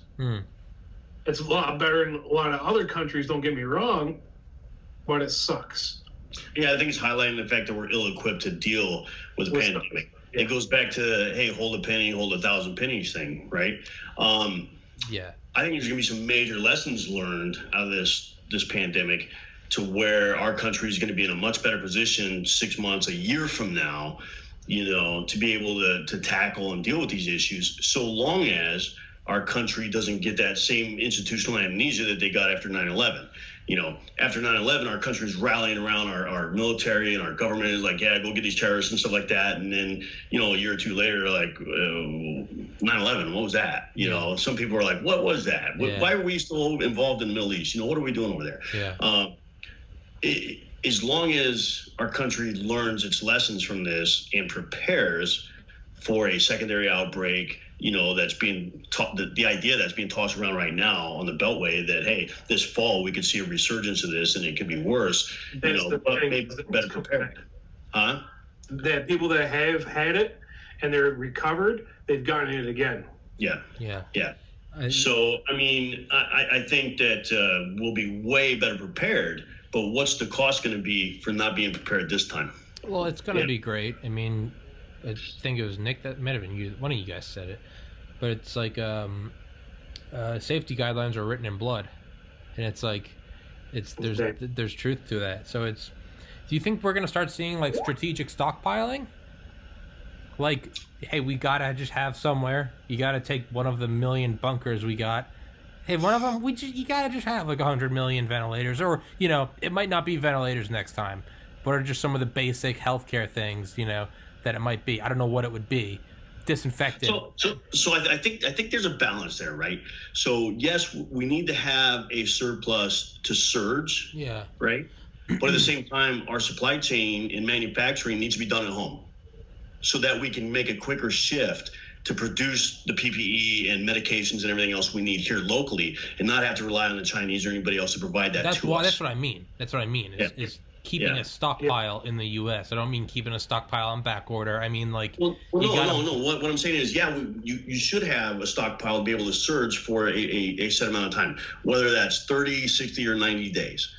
Whatever it takes to get the production and supply chain running, that's the surplus that we should have on hand. It goes back to the same type of contingency planning that Nick and I have been involved in for years in the military. I mean, you do that. We have WRM, war readiness materials that are staged. So if we've got to go conduct war, we can do it for a set amount of time to allow the supply chain to start catching up and resupply us. So we have that stuff stored, strategically placed around the world. That's ready access to us at any given time. I know you were probably, Nick, custodian for some of that stuff, just like I was in the past, where, we're going in every quarter and inventory and everything. And if there's anything expired, okay, then reorder, resupply, make sure those kits are ready to go. So if the next war kicks off, we can surge and make it happen. I think that's a smart thing to do with food supplies, with medical supplies, with water supplies, with petroleum, products and stuff like that, oil, gasoline, all that kind of thing. That's why we have an oil reserve in the country. So if the world shut us off, we can keep the engines running. But because we've seen such a rush on all this medical stuff and the concerns with people hoarding, PPE and stuff like that, those who saw this coming went and gathered all that stuff up ahead of time, got it. It goes back to what the parable of the ant and the grasshopper, right? The ant all year long is working to make provisions for the winter, and the grasshopper's just living his life. And when winter comes around, he has no food. He's like, "Hey, ants, will you help? Give me some food." And they're like, "You haven't done anything to prepare. Go pound sand and." The grasshopper dies. Yeah. So we need to be like the ants, man. Yeah. We need to be like the ants. Yeah. Do you think... With JP's going to try to punch on. Oh, he is? Yeah. Here, I'll add him. Do you think that we're going to see like a jump in what's his username? I don't know. Tell him to ask her. Do you think we're going to see a jump in like nuclear power? Why worry about oil reserves and oil refineries when we can just, start constructing them now? There's all kinds of different alternatives for power. You've got hydroelectric, you've got wave-driven, you've got wind turbines, you got solar, you got coal, you got oil, you got nuclear. I mean, there's the thing we got to do in this country is get past some of the environmental restrictions to make that happen. You know what I mean? Yeah. We need to cut through some of that red tape. Which coronavirus did. Yeah. Right. I mean, dude, but nuclear energy, the guy I had on the other day that worked at a nuclear reactor or a nuclear power plant operator. What's up? Allah Akbar, motherfucker. I was doing fucking lawn work, dude. Tommy, you never told me to confirm for today, man. I would have been here. I did too. I will pull up the text. You never responded, so you're doing it next Friday as well. I'm trying to, but yeah, the guy I had. Hey, Dan, do you know JP? Nope. All right. Well, very rude of What's you up, to not man? What's up, introduce man? you. Dan Libby, how you doing? JP Nice to meet you. introduced me to Nick. Nick introduced me to you. So full So- circle. So it all started with JP. Yeah, Yeah. there's one big incestuous gangbang. But yeah, Yeah. so Dan with JP was one of my MCs for flying. They're mission intelligence coordinators. Well, they changed their name to Mix. Yes, we call them Mix. I wasn't a Mick. I was were- a SO. Yeah. You're MC for me numerous times. No, I never sat MC. Mm-mm. I thought you did. I was an intelligence analyst after that, but never Mick. Oh, that's right. You went from the 1-1 to 1-0, right? No, I was still 1-1. I still did imagery intelligence, and that's all I've been doing ever since I left Canon. So. Oh, no shit. My bad. Nick, Yeah. Nick and I were interrogators together. Oh, nice. So, yeah. Yeah. Cool. yeah, Fun time, I'm man. pretty cool. Miss those days. I'm pretty cool. Yeah. I'm pretty cool too. Tommy's just bringing us all together. That Yeah, flag's I'm- pretty cool right behind you, Yeah, bro. thanks, But- bud. Well, yeah, you haven't Yeah. been on in a while. Yeah, I cleaned up my I don't even know what I'm trying to say right now. We were talking Your about ass. You're set up. we're talking about nuclear energy after coronavirus. Dude, the guy I had on the other day that was a nuclear power plant operator said, I forget what the number was, but let's just say a gigawatt. It was to have a gigawatt of energy from a coal-fired power plant, you need 80 train cars of coal per day. To have that same power produced by a nuclear power plant, you need half a train car of uranium per year. It's not comparable. It's not.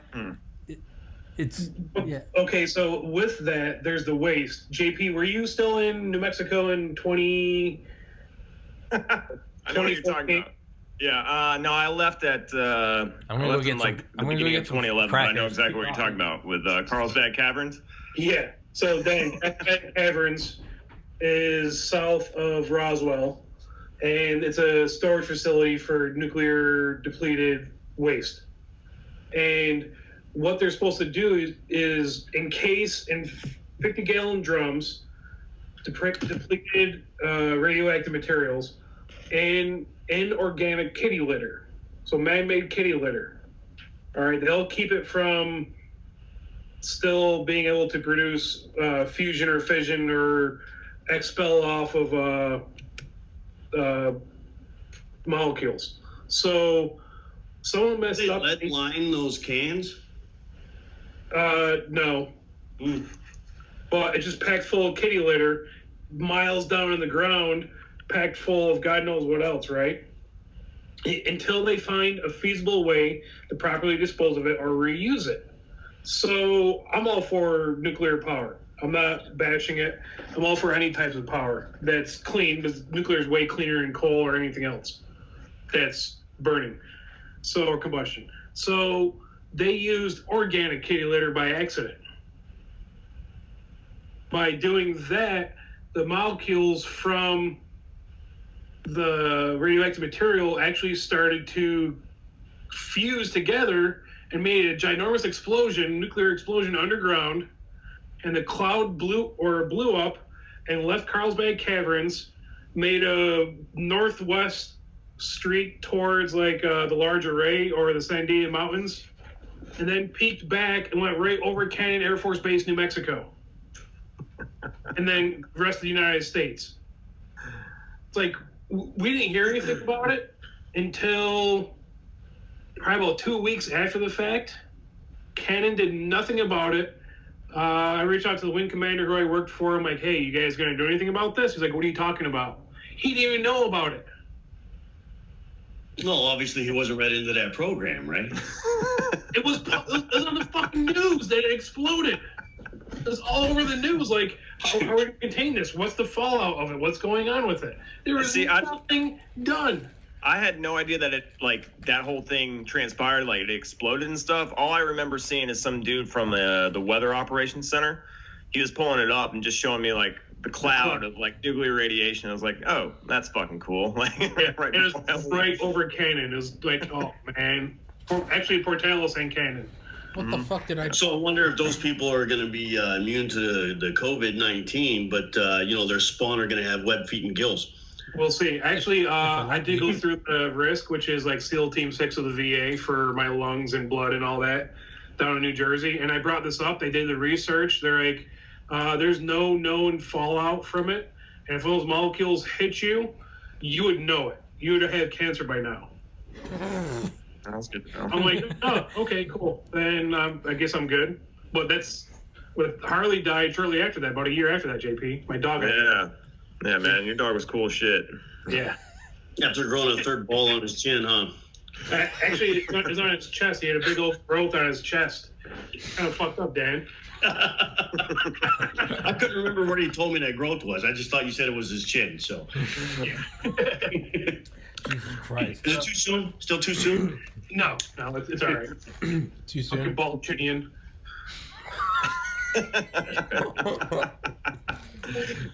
JP, what's going on, man? How the fuck you been? I've been, dude. Just I'm still working. My squadron commander refuses to close down the building Where's this at? You don't mind me asking. at Langley Air Force Base. So we haven't had any confirmed COVID-19 infections on base yet. However, it's a joint base with Fort Eustis, and Fort Eustis, they've had 2 deaths already.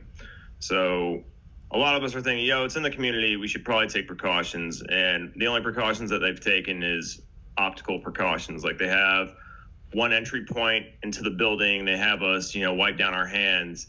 And I work 24/7 ops. I'm currently on a night shift. So, come 6 o'clock when the normal work day is gone, no one gives a shit anymore. So Jesus. and they're hounding everybody to wash their hands. Like, yeah, what are you gonna do when people come here at night and they don't give a shit? Like, what? They've got one confirmed case at Fort Campbell, Kentucky, as well. So my son is stationed there with 5th Group, and apparently they were waiting on results from 200 more suspected cases out of there. Wow. So, Jesus. Yeah, it essentially doubles like every 48 hours, the containment. So Yeah. Are you still flying, JP? no, I'm not flying. I'm just doing one-on-one shit, man. Alright. Yeah. Are they like sanitizing the GCSs? And I'm sure they are after the sortie's done. But are they doing it between shifts? Well, we're not like, it's not like it was at a Cannon where the intel group was right there.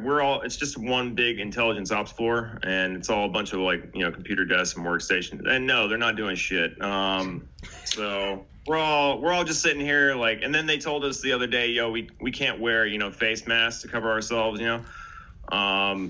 Yeah, within a 24-hour period, they told us, hey, you can't wear face masks. Also, you must be, it's like mandatory that you have to be washing your hands. So it's kind of like self-defeating, because in my head, I'm thinking, well, if you're telling us that we all need to be washing our hands, that means people aren't fucking doing it, which means that we should probably be wearing face masks. So I don't So are you still kind of the same intel setup where the screeners are all together? Yeah. Doing that, or are you guys spaced apart? No, we're pretty close together. So yeah. Okay, Dan. So JP, it's been 5 years for me. So the way it's set up is that they have one screener staring at the screen for X amount of time, calling out the stuff that he or she sees, or shims, or whatever the fuck that you guys do now. Yeah. And then the person next to him is writing the stuff down. Another person's doing Merc chats, instant messaging. Yep. But you're sitting around top of each other staring at a screen. Yeah, pretty much. Mm-hmm. So even wearing a mask, JP, even if you have an N95 mask on, or you have your sapper helmet that's pressurized air, or even Mob 4, it's not going to matter. Yeah, I know. If you're that close, you're going to be that close. Yep. So there's really nothing that we can do. Really what they should do is close down the building and hand off operations to somewhere else, but they're not going to do that. So to who? Exactly. No, and I get it. Right now, anyways, on this forum. Yeah, exactly. Dumb question. Welcome to State Secret Cast. It's unprecedented, but I feel like there's different avenues. There's a Chinaman listening in right now. Keep going. Come on. Yeah. Dude, have you seen some of that shit about the Chinese people buying up all the N95 masks here in the States and stuff, and flaunting it on Twitter and shit? Yeah. It's the new flex. I fucking love Chinese food. So, JP, why don't we just... maybe a little brash here, but at what point do we just drop a hydrogen bomb on Wuhan? Shit. Tommy just got radical. You're fucking faster for me, dude. Yeah. Like we should have done it by now, honestly. Like, me and Nick are friends on Facebook, so I see a lot of stuff that he's posting, and I'm right in that ballpark with you, Nick. I think this was. I can't prove it, and I might be wrong. Fuck but that. We don't personally, need facts. I think it was on purpose. It was released. We on don't need purpose. facts, man. This is my podcast. We can do whatever the fuck we want. Yeah, it was a Chinese bioweapon. Hey, man, Dale thinks it was. Dale's in Delta. Dale's in the CIA, and he's like, "Yeah, man, it doesn't surprise me at all." He's like, "That's what I think it is." So, I mean, yeah, dude, it's but we were talking about that. No one is apparent. It's not apparent yet who is benefiting. You could argue that China did it, and it's that their benefit isn't apparent, isn't glowing. But what it could be is, hey, if we can't win the trade war, no one can. And their trade's going to ramp back up too as soon as this is dead and gone. So they're going to be they're going to be in the clear because they manufacture most of like the medical equipment and medicines and whatnot in the world, I think, if I'm not mistaken. Mm-hmm. So once this finishes up and runs its course, all the other countries, look at Italy right now. They are hurting, and a lot of people are saying we're about 2 weeks behind Italy. And once China gets over the hump, so to speak, they're going to be ramping back up production, and then they're going to be coming back to save everybody from the shit that they fucking caused. So yeah, that's one thing I've thought is like, what better way to improve global image of your country that everyone writes off as what it is, a goddamn totalitarian cyber dictatorship. What better way to improve good PR, release the disease, and then here we are with our ships full of N95 masks for everyone, right? Yeah, that they're rubbing their feet on and coughing on. Yeah, it's some abusive. It's like some abusive spouse shit. Like that's what they're doing. So, do you think that there is going to be any change in any supply chains? Do you think anyone in the world is going to be like, we can't be dependent? Hi, Kitty. Do you think anyone's going to be like, we can't be dependent on China anymore? Or do you think it's going to be, as soon as life returns to normal, it's just going to be back, like, boom, head in the sand, like everything's normal, like everything's good. I'll tell you, I don't care about any other country at this point. I care about us not being dependent on China for any of that shit. Yeah. I'm in that boat. About anyone else. Yeah. Like, at what point are we going to ramp up everything to where we are self-sufficient? That if at any point we could close every border and commerce would grind to a halt, but we wouldn't be wanting or needing from other countries. I hate dependency in any form because it's instantaneous victimhood. Like, okay, so with us, we kind of talk conspiracies a little bit on stuff that we know and we've experienced. What if this is all done on purpose? Yeah, that's what we're on. Trump is a really, really smart businessman. He's been bankrupt how many times and keeps bouncing back. What if this is to bring everything back home? Are you saying like Trump had a hand in this? Yeah. Like, what if? What if it's a U.S. weapon? Yeah, or Obama, or yeah. It's a U.S. Or Soros, all those douchebags. It could very well be this U.S. is to bring everything back home. Yeah, it's going to wipe out some people. Yeah, it sucks, Dan, as you said. Wiping our own people and putting the blame on people fucking bats. This actually making our country huge and great, even better than it was. Yeah, hey man, in Hiroshima. I'm not trying to put it on Trump. I'm saying what No, sure. Could it be on the U.S. The U.S. as a whole? Cuomo's doing all his bullshit. Yeah, no. Fredo's gonna run for president. So Cuomo with his fucking nipple piercings. You guys see that shit? Let's try to slip it somewhere in there, JP. I've been trying to plan an hour and a half. Hey, man, I don't want you to feel like you need to try to slip that stuff in here. On this podcast, you can just out and say it. Be like, anyway, so Cuomo's got nipple piercings. Like, I don't give a fuck, man. There's no segue. No, I've Yes. heard of it, but it's kind of funny because it makes me think of Trump's tweet years and years ago of that congressman who was wearing a blue shirt and his nipples were coming through, and he was giving. This was way before Trump was president, and it was Barney Frank, and Trump tweeted back when he was just Trump. He tweeted, he was like, Barney Frank talking to the Senate today, nipples protruding, very disrespectful.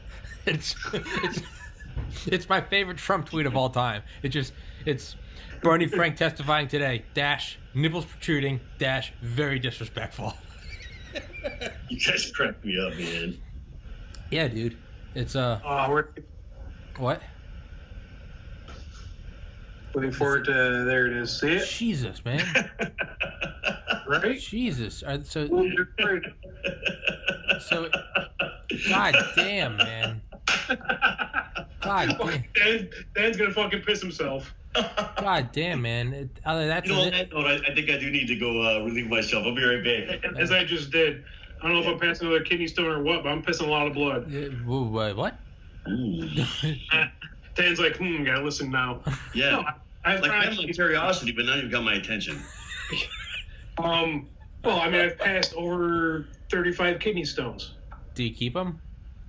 I name them. Do you thread some string through them? Or are you gonna make a Put them in a necklace? little bottle with some formaldehyde. No, I was gonna say put them in a necklace, like a headhunter necklace. I sent them to All right. I'll be right back. I sent them to my enemies, but like, hey, I hope you get these. It's your ultimate flex. Just grind them up and snort them. My dick bullets, that's fucked up. My dick bullets, yeah. Cock crystals. A couple days ago, my both sides were hurting. I slept wrong on the couch, and yeah, it happens. What are you gonna do? Yeah. Doesn't stop me. Jesus Christ, dude, that guy's actually got what's the picture from? Where is he? He was briefing his daily brief that he does. Okay, so there's no winning for him. So it's either he has nipple piercings or he's just really turned on at the coronavirus briefings. But on both sides, when he's walking, see him clear as day. You know. Oh, they're actually rings. Because that picture I could argue is just maybe it's just gold. It's got heart in it. Go Google Cuomo nipple rings. I'm really all right. Do it, man. Come on, you pussy. Do it now, bro. All the guys are doing it. Come on, man. Yeah, dude. But yeah, there's really no winning with that. So it's either he's got nipple rings or it's you're turned on at COVID conferences. Yeah. It's one or the other. Check out Dan's CPAP. Is that what that is? I thought it was a penis pump. It's Dan. He doesn't need one that big. Yeah. Jesus Christ, dude. Yeah, man. But Dan and I have been bringing that up since like January, not the penis pump. The coronavirus. Could it be a bioweapon? And whose is it? Could it be ours? Because if our conclusion is it's China, well then that would be a successful intel operation by the U.S. to make you think it was someone else. So if the surface level clues point to it being China, well, then I imagine it would probably be something deeper than that because they're not right. Or am I giving the intel? Yeah. So could it be U.S.? Bring everyone home. Get the entire world on board with fuck China, right? Yeah. It's. Or our last conversation where I said Chinese, attacking our economy, but they also want to take out their elderly people that are living off the government. Yeah. They also hate Muslims. They do. And huge population. Hong Kong. Yeah, Hong Kong. Yeah, that's the biggest one. Hong Kong. Yep. Yeah, there's the rift or the camps over in China where they put the Muslims and beat the brakes off them, so they're not Muslims anymore. Yeah. So how do you eradicate it from around the world? Yeah. Who knows? With time will tell, maybe. The crazy thing about like bioengineering and genetics is like you can go so in depth with it now. You can go in and find genes that only people of certain races have, but it might not even be apparent, like their pigment. It could just be something that is like a deleterious gene. Like it doesn't matter that we don't use it. But the idea is like there could now be master race megalomaniacs that could engineer bioweapons that only take out people of a certain race. So, yeah. So, but this doesn't seem to be doing that. So is it just? Is it see, at the end of Contagion? They show how it starts, and it's literally a bat eating something, and it falls. And then it goes into this building, and it's upside down feeding, and it drops some of its food, and it falls, and it just happens to be in like a livestock pen, and drops it onto a pig. Oh, It's yeah, literally pig, that's how it yeah. starts, with a bat. So, JP, have you seen Contagion? Dude, I literally just watched it like 2 fucking nights Yeah, ago. I watched it last night, man. It's the number one rented movie right now on YouTube. So, but Yeah. dude, how fucking they goddamn predicted it. Mm-hmm. It's Yeah. maybe they didn't predict it. Maybe that's what a pandemic would be, and I don't know. Or they're doing this saying it came from a bat so people can understand it. Do what? Saying that the coronavirus came from a person eating a bat in Wuhan. Oh. So we understand it because it's been in the movies. No, that's stupid. And it's feasible. Really? Like, you're saying like it's a psyop thing? Social Yeah. conditioning, man. Yeah. Yeah. So, have any of you guys seen Arrival? I mean, if you really want to go down the conspiracy theorist go. route, you could say that this was all designed to create more interest in the movie Contagion, so they can sell more subscriptions on Netflix and stuff. Just saying. Hardcore guerrilla marketing. Tiger King owns Netflix right now, okay? It's all guerrilla advertising operation. You had to bring up Tiger King. So I'm staying with my son and right now. My wife and everybody, they're all watching it last night. My parents are watching it. They're obsessed with it. I don't even know what the fuck it is. It's a train wreck. Yeah. It's literally a freaking train wreck, man. I mean, it's like you don't want to watch it, but you can't stop. Is it like the train wreck in California? JP, did you hear about this? Dan, tell them about Yeah. that fucking train.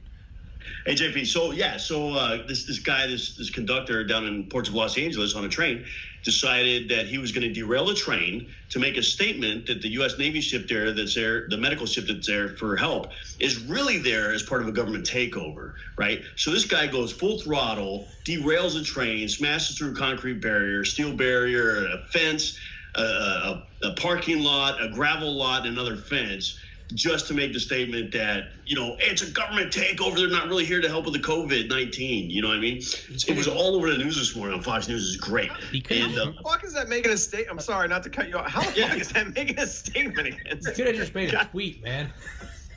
hey, think about it, though, right? The guy got the attention of the media. Hey, we're so talking he's about it. like, I made my statement. Yeah. So, being brought up on charges for that. He basically confessed he did it intentionally to 2 different law enforcement agencies. So he's like, yeah, of course I did. Yeah. Yeah, it certainly wasn't a fucking accident. Oh, man. At what point are you like halfway through the derailing and you're like, oh man, I'm gonna get in a lot of trouble for this? So he had to still think it through and be like, do I stick with my story or do I just go with negligence? How do you survive a derailing that you caused that it takes 250 yards for the train to stop moving? Yeah, who's that guy? He We need to be 45 miles an hour, went through the end of the tracks, Yeah. and kept on ghost riding that son of a bitch. Like, I'll be fucking hammering the horn, like, yeah, motherfuckers. Yeah, but you got to think though. So this wasn't like a car crash where it was an over. Hey, so when I was stationed All right, in okay. LA, when I was stationed down there with the Air Force, I lived on Fort MacArthur, and the base housing there overlooks ports of Los Angeles.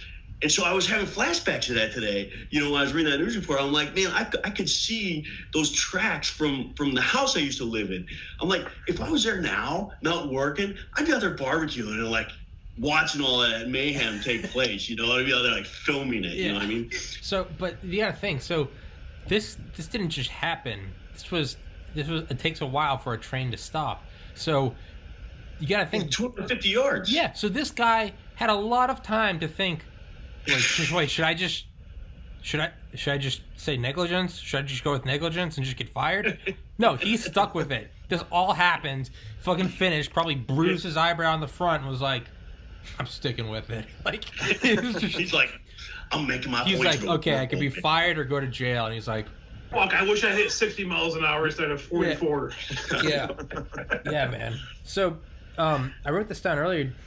Do you think that if it keeps getting worse, do you think that do you think that semi-trucks, they'll just start putting them in convoys, make them military convoys?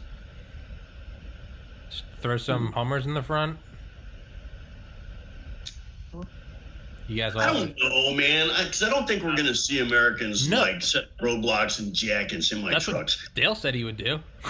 Well, of course, but that's Dale, and if it came down to it, I'm sure we'd be helping Dale. Yeah. No. Oh no. If it comes down to it, yeah, no, we're all meeting up. We got Dale.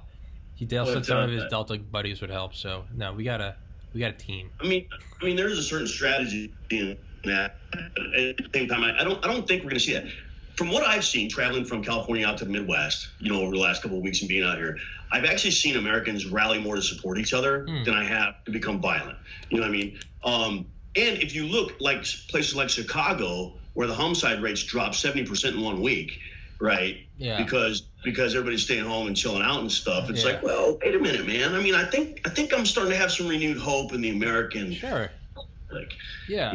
I mean, there can be a beautiful silver lining in this. Like, I like to make all the apocalyptic memes because it's funny, but there can absolutely be a silver lining in this.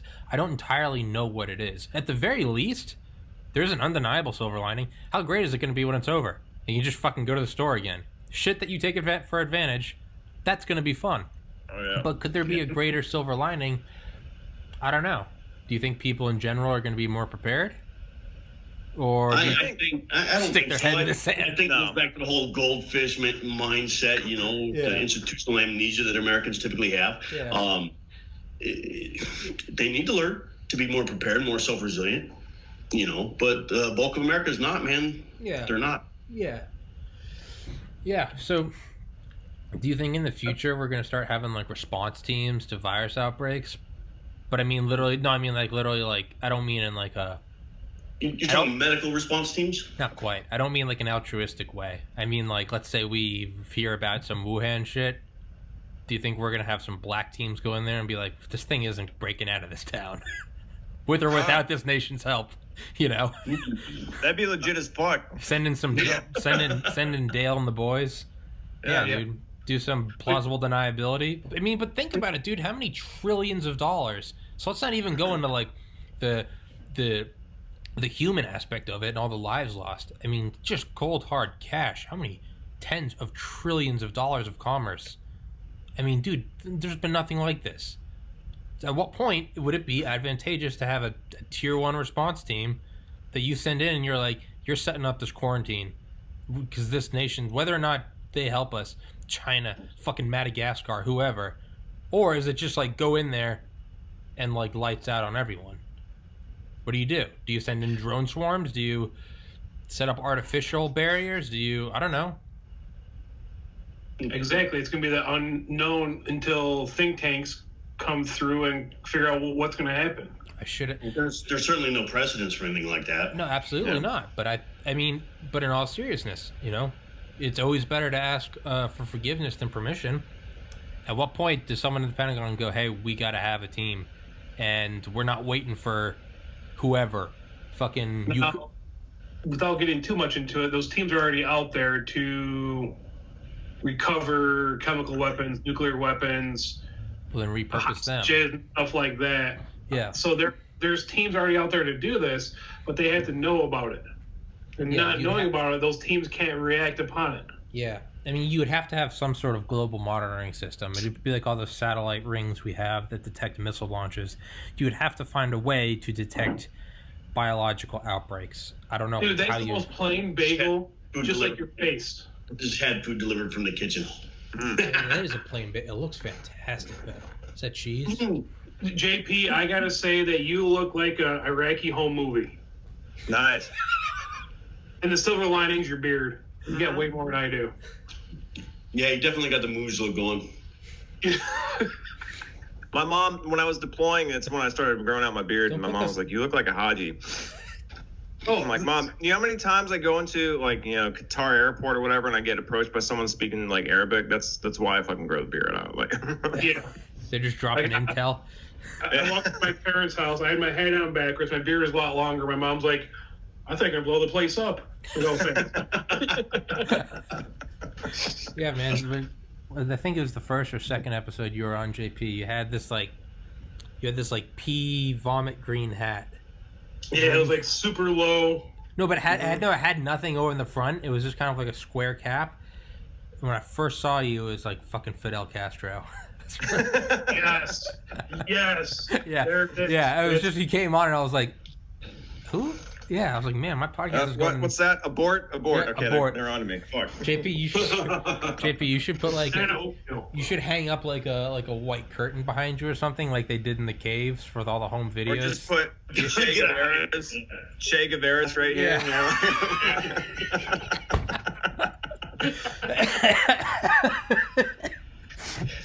See, Dan, this is why JP's great. Yeah. Love it.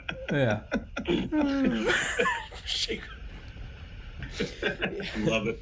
Yeah. No, man. do you guys? I was curious though. Do you guys think it's gonna get? Do you think it's gonna get much worse? You know, a lot of people are saying, you know, we haven't seen the even the start of this shit. You know, a lot of people freaking out about martial law and all that crap. No, I really am optimistic. I believe Trump said it yesterday.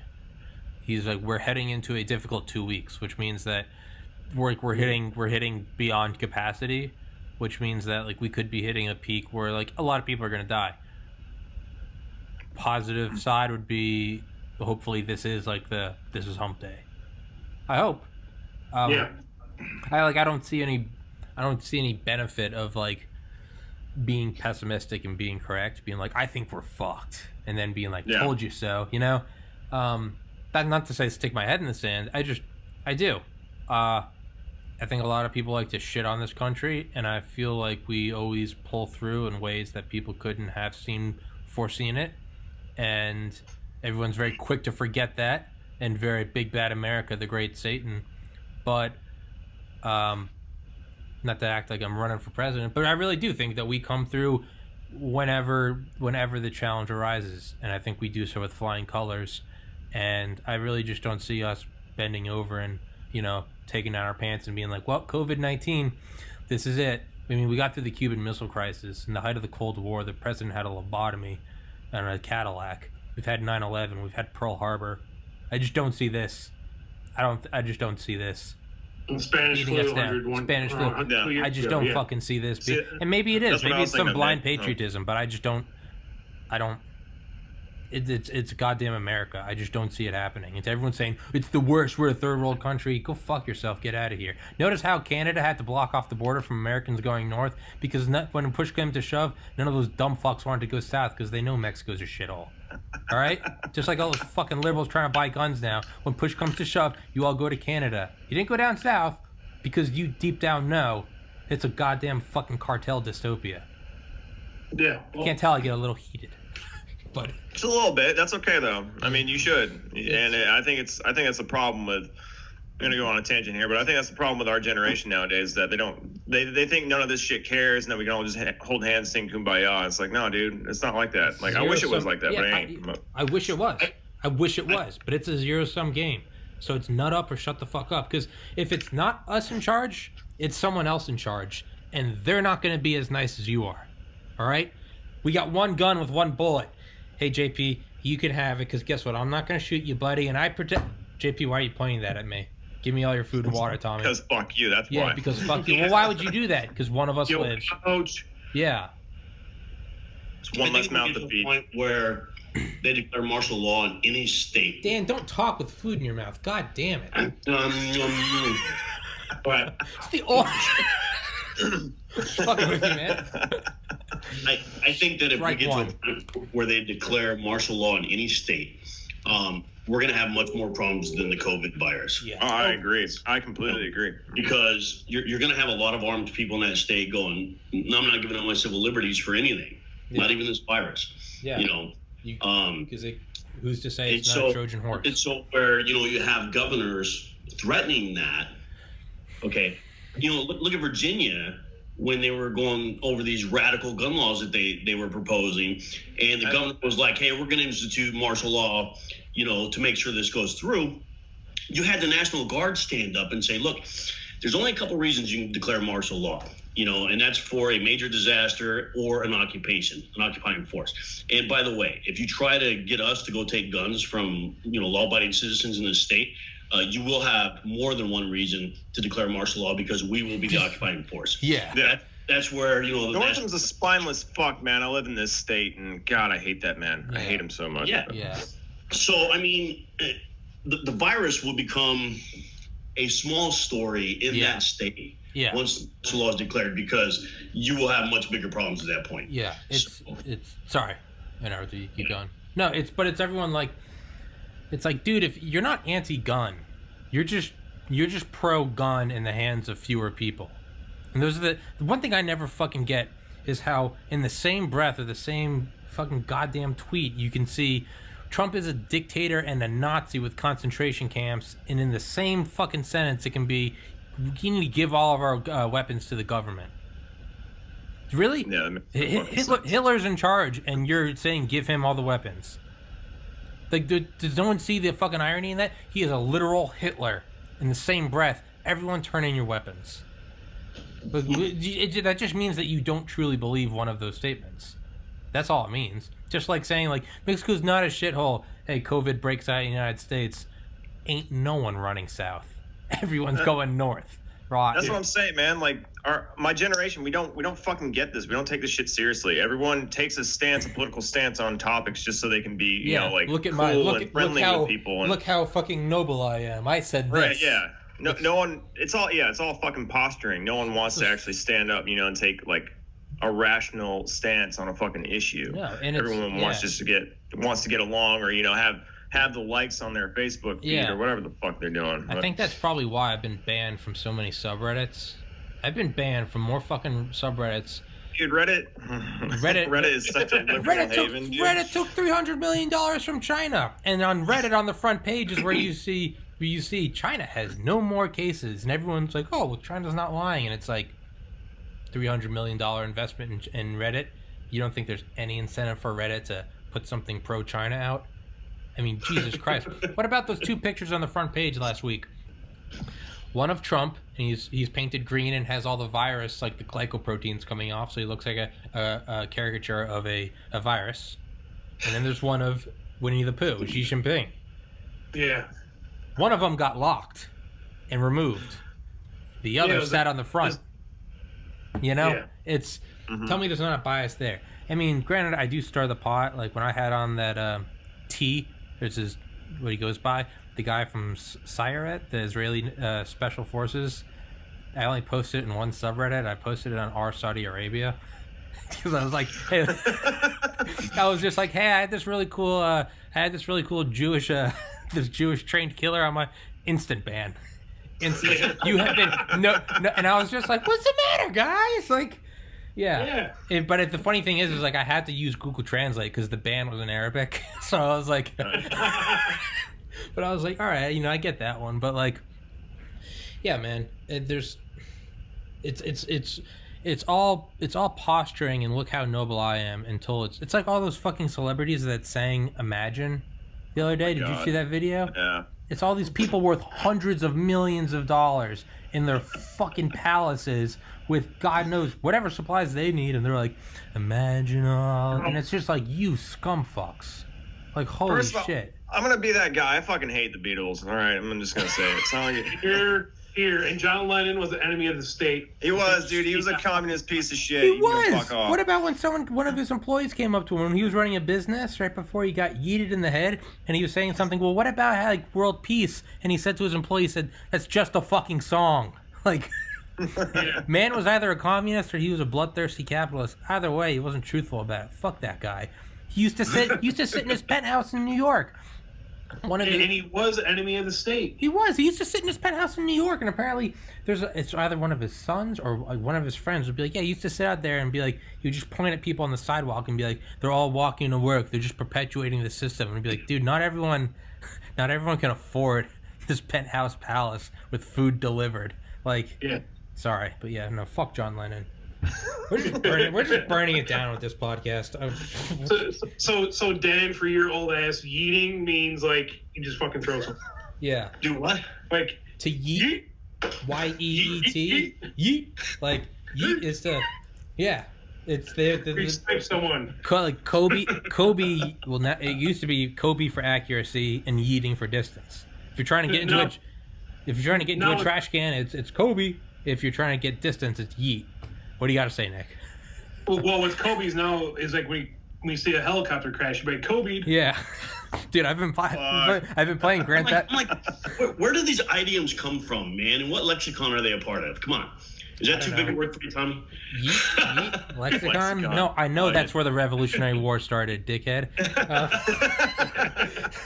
But yeah, I've been playing. Come on, Dave. Yeah, very good, very This good. stuff was awesome. Yeah, I've been. Not sick. What does sick mean? Yeah. It's like COVID-19. Now people are like, Yeah. oh, that's sick. So are they going to change that idiom too to something else? I don't know. You know, and I can say we're going to go back to rad Yeah. or bitching. Yeah. It's 50 cool.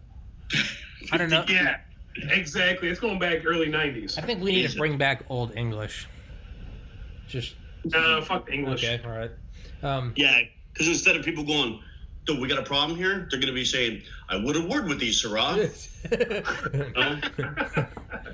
Thence has to quarrel. Yeah. By the way, JP, I got to do a shout out to Chris Kelso. Shout out Chris dude. Kelso. 22 veteran Oh, suicide awareness. my squirter shirt, Tommy? Yeah, the one you wore in the first episode. Sport is welcome. That's an awesome shirt, by the way, dude. I was like, that's the best shirt that he could wear on a fucking podcast. Yeah, sport is welcome. No. Squirters wanted. I sent him a text. I'm like, hey, dude, like, I got a good idea. I'm like, do you know the exit signs in Europe with the guy running through the door? Like, squirters, like, so we went back and forth, and he's like, squirters wanted. There you go. That reminds me of like the stop signs in the Middle East. Looks like two guys in a rowboat. Yeah. Yeah. Oh, Which is August. Yeah. Yeah. I don't get it. And in Turkish, it's dur. Dur. And in Hungul's Chungji. Why do we know these things? And in German it is 9. Did you see that meme? It was like, can someone explain the butterfly effect to me? And someone else was like, yeah. So, some almost illiterate Chinaman eats a bat, and now I can't wipe my ass with toilet paper. Oh my god, that's the best. That's why we can't do time traveling, man. Because a little shit like that, What if that's what it was? It was yeah. Could you imagine, if COVID caused massive diarrhea? There'd be a rush on Visine and nasal spray. Yeah. Yeah. It's like, dude, come on. Yeah, but it makes. I never understood this toilet paper rush. Like, it's the herd mentality. It's a just gotta panic. have it. There's a psychology to it. So the first guy goes, "Oh, dude, they're quarantining people in China. They're gonna do the same thing here. I need to stock up." So he goes to Costco or whatever, and he grabs like a whole pallet full of toilet paper. 15,000 people see him coming out of freaking Costco with a whole pallet of toilet paper. They're like, "Dude, I better buy toilet paper before it's gone."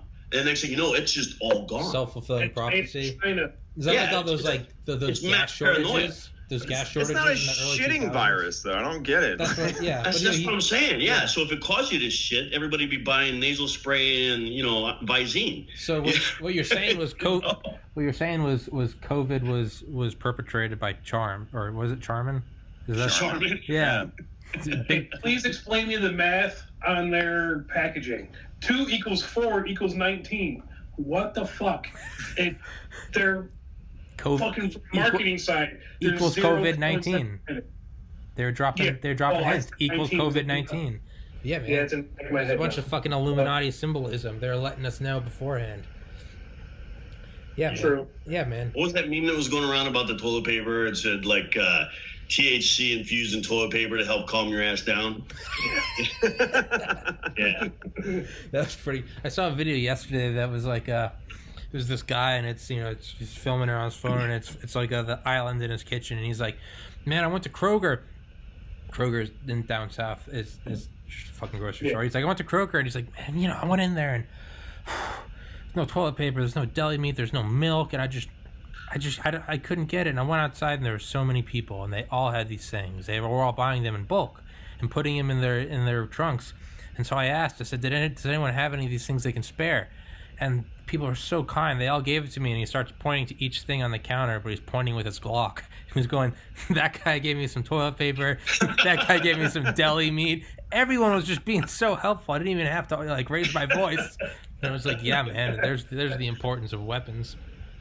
But yeah, do you think, can someone pull up the numbers? Do you think, because because gun sales under Obama were pretty historical, but I feel like under coronavirus they've gone up even more. Up 70% this week. Yeah, that's awesome. Applications for. Yeah. I love it when that happens. I think more guns just in society.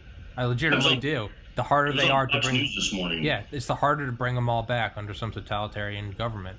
I do think the more that are just sprinkled out there in basements, in floorboards, in cars, I think the more that are out there, it's just everyone has an insurance policy.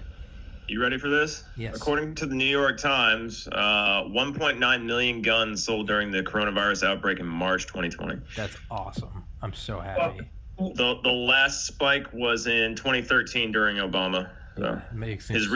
After his re-election. Yeah. Oh, man, I remember that because I was trying to get supplies to do reloading at that time, and it took me almost 2 years to be able to get primers. Jesus. Because there was such a rush on them right away. I was behind the curve on that, behind the train on that one, and people bought them up and they weren't letting them go. Jesus Christ. So I used to do a lot of long range shooting and did all my own reloading for that, and it basically put that hobby on pause for like 2 years. Yeah, Jesus Christ. Yeah, man. So like, who is benefiting from coronavirus? Because almost every industry is universally hurting because they just literally can't have their employees in. With each state's different. So you take Oneida County, where I live right now. Yeah. So you cannot file for a pistol permit right now. You cannot file for anything right now because, one, the county offices are closed. Two, they saw this coming in New York State's like, no, we're not doing that. So if you want to add a pistol onto your permit, probably not going to happen because New York State's very strict in how you do it. Yeah. So it's really hard to get a license now. Yeah. So I was thinking, just silver lining, trying to be positive. Do you think that this could result in like the greatest generation of like doctors? Because apparently there's like doctors, there's like med students, and they're all saying like on Reddit, like fourth year med students, where they're basically, it's almost like putting a helmet on them and being like, you're a soldier now. Apparently they're just grabbing them. They're like, you're a doctor now. Like, time to go. Nut up. You're not doing your residency. You're dealing with a global pandemic. Just looking at the upside, maybe we get the greatest generation of doctors. It's just a bunch of people that had to like nut the fuck up. I don't know, just trying to look at some positivity. I was thinking about reducing our dependency. Like if Trump pushes this initiative to have more manufacturing, like that's greatest generation of workers, man. People are going to be filling up those spots for factories if we can actually get that going. You got these millennials that have never worked, and they're not doing shit. They're living at home and being douchebags. Yeah. Out there playing video games like we all do. But still, like, they don't go out and work. They don't know what going out and throwing hay is. They don't know what fucking sweeping up after 11:30 at night at a restaurant on a Friday night, going through cleaning everything again because you clean it 50 times during your shift. They don't understand these things. I know all those things, though. I've worked at bars. I've worked till 4 a.m. literally with gloves on, pulling tampons out of toilets. Yeah. Yeah, no, I have to give some defense to my generation because I don't have a single friend from college that didn't go to medical school, law school, or be a successful financer. Every friend I have is incredibly successful. But that's you. Like, I just graduated a year ago, and I went for art. I went for photography, use my GI Bill, and do something to try to learn. I still learn something every day, even though I've been doing photography for 25 years. Yeah. Most of the kids that were there have never worked a day in their life. They're entitled. It's one person, if you can call it a fucking person, had to change their gender every 15 fucking minutes. Like, I'm here to learn photography, not if you took your medication this morning or not. Like, I don't care. You know on porta potties that has vacancy, no vacancy? They should start making little name tags for all the gender fluid people. You can just change it with like an app, like a little screen. Be like, I'm this now. Ding. Like, I'm this now. Ding. I'm a gender fluid fox king. That's actually pretty good. I'm a gender fluid fox king. Or you should patent that, bro. Yeah. No, it's all right. I don't want to. It's kind of funny how in the U.S. Census there's only male and female options. Yes. It's just Yeah, I saw it the other day when we were doing filling out our stuff for the census. Yeah. It was interesting. So I'm like, so there's a small percentage of America now that can't be counted. yeah. I don't know. There are a lot of they don't- people with blue hair and nose piercings that are just freaking out right now. Just I don't have Twitter, but I can imagine the Twitterati right now. Like, oh my god, I just got the fucking census and my gender wasn't fucking on there. it's Twitter's been awesome. yeah. Just I mean, flip out. it's almost. Hey, think about it. It's almost like the government is saying right now, you don't count. You I'm okay with don't that. count. Though. I'm okay with Huh? that. Right. Jesus Christ in heaven. I know another funny thing is speaking of how no one went south during the outbreak of coronavirus, I'm sure it's just a coincidence, right? But it's also how they're all completely for complete border sealing right now. And they're like, well, we have to have borders because if we have people coming in here, well, then all of our quarantine efforts are for naught because we're all taking care of each other, but we're bringing in people from outside and not checking them and seeing their backgrounds and if they're sick or not. And it's almost like, well, isn't that fucking ironic? What a little microcosm that is. Really, we're all taking care of each other here, and we don't know their past. Those people all wanted the shit closed. I think it was January 19th was a paper about the impeachment, and right next to like Trump's photo and all that was about the coronavirus and how Trump was trying to secure the borders and doing checks on people coming into the country. Yeah. Schumer and Pelosi closed it down or shut it down quick as shit. Remember when he shut down all flights from China in early January? And everyone was like, you xenophobe! And now they're all like, this is in Trump's hands. And it's like, dude, you make up your fucking mind. Just choose one. Just fucking choose one.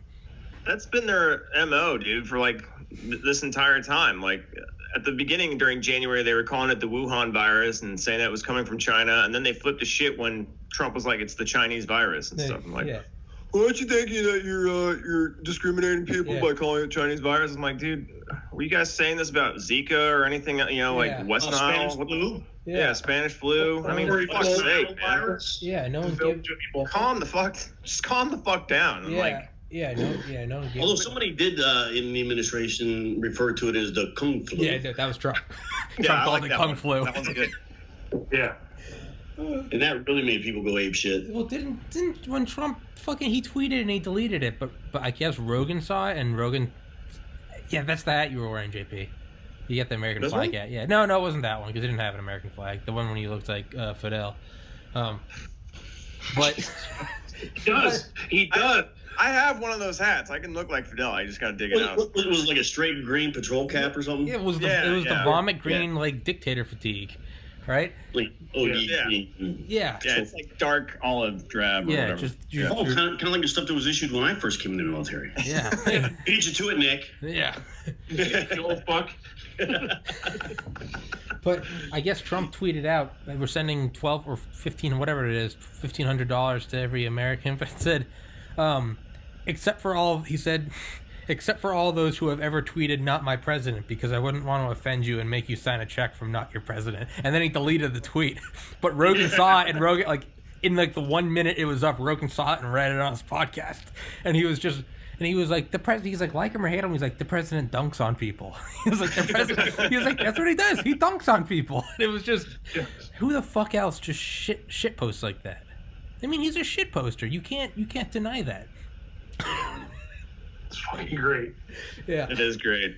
My parents were listening to him last night, and I heard him talking, and I was like, it almost sounds like he just says stupid shit sometimes as like a smokescreen because he knows everyone's gonna. It's like when he does a typo. You ever notice how when he wants to tweet about something that he knows the media won't cover, like low unemployment or something, he's like, well, I know they're not going to cover this, so what I'll do is I'll put a typo in there. So instead, they all put it on their screens, and they're like, "This idiot can't spell. This stupid dumb," and then but on all their screens, it's like 53-year low unemployment, and it's just Trump playing like a fucking fiddle.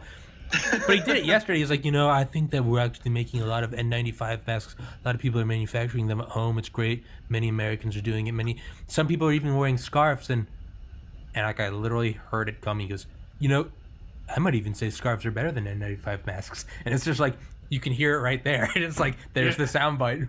I almost think scarves are better than N95 masks. And you can just almost hear everyone in the media just like foaming at the mouth. Like, there it is. Like, So then go back and prove me wrong that it's not our country who started this. yeah. No, I think it is. I think there are equal probabilities that China started it and that we started it.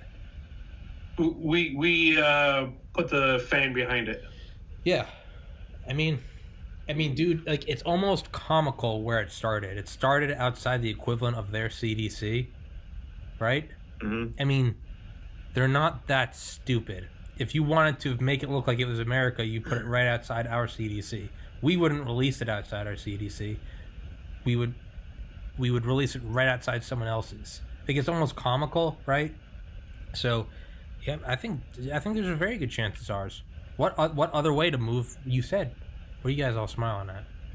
Oh, damn. No, I see Dan's wheels turning. Yeah. He's like, shut the fuck up, guys. No, I'm not saying that. But Well, what? I've said this Move before. all Tommy's had manufacturing. me on. We've talked about this. Yeah. You know, I just, again, when we're talking about a biological weapon, you know, No that way. you can't contain, it's indiscriminate, that it would take one real evil son of a bitch to release that stuff. Yeah. You know what I mean? With no regard for his own people. Yeah. And so, as much as people, you know, talk crap about our government or whatever, and our president in particular, I don't see him giving the green light for that. Yeah. Now, I could see maybe another country doing that, maybe even China. You know what I mean? But again, what's there to gain from it?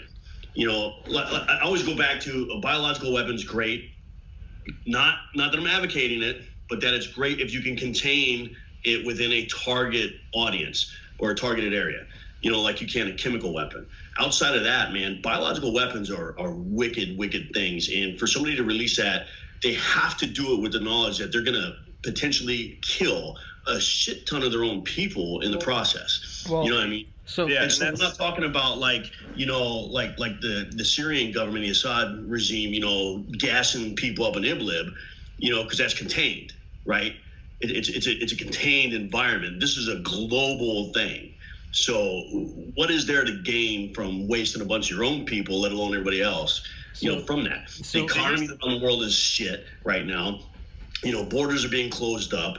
You know, countries like the U.S. are talking about going off of dependency from China, which we should. You know, we should manufacture our own PPE, our own medical stuff, you know, whatever. So that further damages their economy. So who would intentionally release it and why? That's the thing that I got a hard time with going, you know, this was an intentional thing.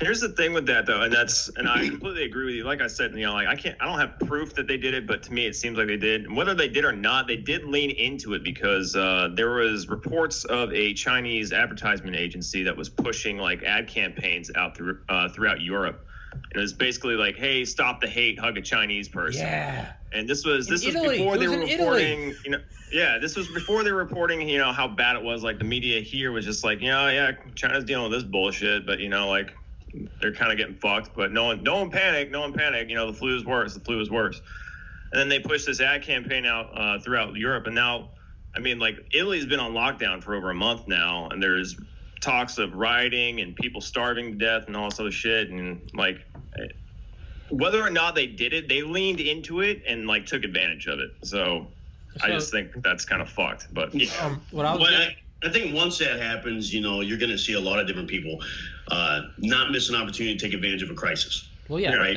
that's the oldest one in the book. What I was I gonna mean, say, yeah, our politicians do it all the time. So. yeah. Well, what I was gonna say is, Yeah, look what's going on with the bill. You know, they're trying to pass for money for fighting this thing right now. Like all these politicians jumping on there, tacking on all their pork belly stuff. They're taking advantage of a crisis.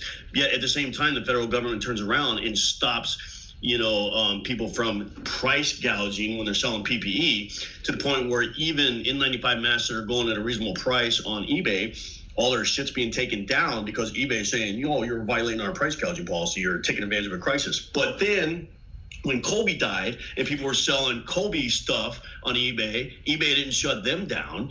Isn't that taking advantage of somebody's crisis? You know what I mean? I don't think it's quite the same. Huh? I don't think it's quite the same.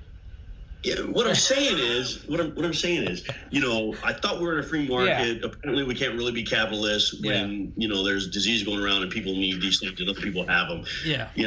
I get the price gouging thing. I get it, but again, if people are hoarding N95 masks and they're waiting for a virus to come along so they can price gouge, I still wouldn't look at them and go, "Yeah, you caused a problem." Yeah. It's trying to capitalize on it. Yeah. So the Congress is trying to do the same thing that they stopped the American public from doing. They're trying to capitalize on it, Yeah. just in a way. Yeah. Hey, pass this bill if you want your relief money. By the way, there's some benefits in there for us. Pass this bill if you want it, though. Oh, yeah. Give us a raise. Yeah. As part of Yeah. So and take money away from veterans and give it to refugees. Oh yeah, that was another one. $300 million to refugees. Yeah, let's keep funding up for Planned Parenthood too during this whole crisis because we need those abortions too. Yeah, we got to have that sweet. It's called stem cells for research to figure out how to solve this. I agree on that for right now, and that's the only time I'll ever say that. Yeah, So what I was gonna say is got a point. I get it. Fair enough. Yeah, the stem cell line, pluripotent stem cells. What I was gonna say is we keep talking about who's benefiting from this. I think I've said it before on this podcast. I believe it was Emperor Hirohito, the guy we nuked. But before we fried him, or his people, before he made refried rice, he had something where someone asked him, they're like, "Do you think the French Revolution was advantageous to France?" And he had an awesome quote. So this was like 1944. Someone asked him, French Revolution, 1789. He said, "Too soon to tell." And so one thing I think of is like coronavirus, like too soon to tell, man. Who's benefited? I don't know. So another thing was, what if we have some people that are going to die, right? Well, we talked about triage earlier. Again, just looking at it from a psychopathic leader. What if you look at it as like some people will die, but it will ultimately put the nation in a better spot for the centuries to come? At what point do you go, and if we don't do this, we're going to be under the foot of China? And lastly, I was going to say, and I don't mean lastly for the podcast, lastly before I go piss. Lastly, when we drop the atomic bombs on Hiroshima and what? You got the bladder of a gnat. I know, dude. I know. Sponsored by Depends and Pfizer. Yeah.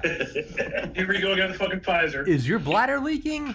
That should be on one of those podcast commercials where it's like all the guys hanging out, the like strangely metrosexual, like they're all kayaking in like different color kayaks. Like, can you not podcast for more than 30 minutes? But yeah, so yeah, you gotta But when we dropped the atomic bombs on Hiroshima and Nagasaki, there was at least in Hiroshima, I know there was at least 10 U.S. POWs that we knew were there, but it ended the war. Yeah, it's called Wolverine. Duh. Of course. But I saw that film. Yeah. Yeah. But I mean, again, I'm just looking at it as dark and as mechanical and detached as you can. You gotta break some eggs, and who knows what? Who knows? We're looking at it as like, okay, it brings manufacturing back to the U.S. and puts us in a better place economically. Is that really worth killing a bunch of people? Probably not. What if there's a greater threat that's classified that we don't know, and it's like, hey, but that's also a dangerous path of saying, oh, just trust, blindly trust. So Iran. What? Right. Yeah. This is all Hasn't comes like back Iran's like leadership taken a big hit? Like they've all been infected or something like that. I forget. Yeah. Oh no, Tommy. When I was on here last time, did we talk about the whole asteroid passing by, or is that after? No, we did not. Hold on. Let me go to the bathroom. What the fuck? Yeah, I got a piss too. You're right back. These guys crack me up, man. I felt like such a jackass coming in. I was like, oh shit! Like, checked my phone, came in from outside. I was all sweaty. I was like, I need a shower real quick. I want to eat. And I came in. I'm like, hey, what's up, guys? I'm eating shit. Hey, it's all good, man. It's all good, dude. I was actually I'd forgotten what time we were coming on today, so I was a little bit delayed, anyways. So I'm trying to work a job, trying to get a job back in California. So I was going to be buying a house out here in Tennessee, but everything's not working out, and I already have a house in California, so I'm thinking, just keep the house there and try and find work for at least a couple of years while this stuff blows over, because it could take a couple of years with the way the market's going right now, okay, interest rates are going up on home loans.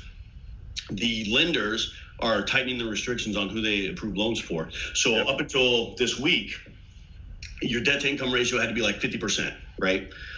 With the loan included for you to qualify. As of like today or yesterday, it's 41% now. Wow. Debt to income ratio. So, I mean, even the house that we were looking to put a bid on and stuff, or that we were negotiating with, if it doesn't close out, we're not going to requalify for another loan because we'll be above that 41% mark, right? Especially if I can't sell my house in California. So yeah, I was talking with an HR person about a gig out in California, and Nick was like, "Hey, dude, you coming on?" I'm like, "Oh crap, what time?" He's like, 2:00 Eastern time. I'm like, "Oh, dude, yeah, you guys are an hour ahead of me. I'm late, so don't worry about it, man. It's all good. You know, you can come on and eat and talk at the same time, whatever." No, I mean, don't get me wrong. Like, I'm not ashamed or anything, but I just felt like a jackass because I'm sitting out there listening to my tunes. You know, like I was raking my yard because I got like a whole bunch of thatch that's growing up in my yard. I got to fucking undo it, and then I was like seeding it and whatnot, and just come in. I'm all sweaty. I'm like, dude, why the hell is my music skipping? And then I look, and I got Nick, I got Tommy hit me. I'm like, oh fuck, like I didn't know, I didn't remember, like I didn't say I was gonna do it. I just thought like he told me next Friday, you know, with another guy that I know, we were gonna double up on that, and he didn't confirm for today. I'm just blaming everything on you, Tommy, for not being here on time. Has bad comms. Bad comms. Bad comms. Tommy's bad communicator. That's what it is. I am a great communicator. Dude, Okay. Yeah, fuck you, dude. Yeah, man. It's I'm trying to find the date. So a couple of weeks ago, I don't know what day. Maybe it was the 5th. Fuck, I don't know. But I did have this new phone. I have the S20. So it was just after that came out. Hey, there's an asteroid that's. Do you guys know that channel, MKBHD? The guy that reviews tech. He started when he was like 15, and he's grown up to like 10. He's interviewed like Bill Gates and Elon Musk. He has the best tech review channel. He reviews everything. He's like, Apple sends him free shit. Nick, we got the Samsung S20 review up before him. Did we? Yeah, so I commented on his video. I mean, granted, he got more views on that Samsung video in I think the first 60 seconds than I have in 4 months. But I was like, you got scooped, bitch. And you know, no, he didn't. As I died in the voice. Yeah, sorry. There's an asteroid that was supposed to come into our atmosphere, and they're like, don't stare at it. The last one that happened, you know, in Russia is 10 times brighter than staring at the sun. Triplinks. So Triplinks, yeah. I set my camera up, and I was recording towards the brewery, which is looking south. It was super overcast. I'm like, I'm not going to see anything. It's supposed to happen like at 11:15 in the evening, Eastern time. I didn't think anything of it. I'm looking out the window, kind of not looking because I don't want to be staring straight at it just in case it actually was going to happen. I didn't see anything. I go back through. I recorded for 5.5 minutes. I go back through and watch it on my phone, and at a certain point, I see a bright flash on the hoppers on the brewery and on the AC units on the roof. But it came from the north, not the south. So I'm like, huh. And that was just when we were starting to lock down and everything. And then also in the same article I saw, there's 2 more asteroids supposed to come near Earth at the end of April. It's like, this whole coronavirus come out to make us be safer against the aliens when they attack us? But there's asteroids actually. Maybe the elite know that there's a world-ending asteroid coming, and they're like, we can't have everyone freaking out. Well, that didn't work because everyone's freaking out. So, never mind. Yeah. It's over extended period of time, not, okay, 2 o'clock this afternoon, Trump's going to say, hey, an asteroid's going to hit us in 4 weeks. Yeah. So then the shit's going to hit the fan. One thing I was thinking of is so we talked about who's benefiting from coronavirus. No one that we can see. What if it's not a national actor? What if let's just put on our conspiracy hats? How would the elite power structure benefit from everyone basically going home? Everyone went home. We just hit pause on society. What could be happening in plain sight right now? I don't know. That's what I'm asking you guys. I mean, train deliveries, fucking shit in the sky. Like, is there, and if that wasn't the source behind it, could they just be capitalizing on it any? Like, one form of capitalization, I thought, like, how much does it cost to get those, like, shots in cities where everything's, like, no one's there? Like, car commercials, or for, like, movies, like zombie movies? Well, that's all happening for free right now. I mean, how many people are capitalizing and just storing 4K video, like, hey, 10 years from now, you need Minneapolis? You need Chicago? I'm your man. Well, open the trench coat. I got your 4K videos. What do you need? What do you need? You need New Orleans at dusk? No one on the road? I'm your man. Right here. Yeah. Just no, that's stupid. Hey, just giving me some ideas on how to profit from this. Thanks. Yeah. Yeah, seriously, man. But no, I mean, I'm just trying to think, like, what would be, like, I don't know. Who could benefit from, so let's not even say that someone initiated COVID for this. Who could be benefiting now, just utilizing what's going on? I'm asking just all you three military guys, is there, what is there?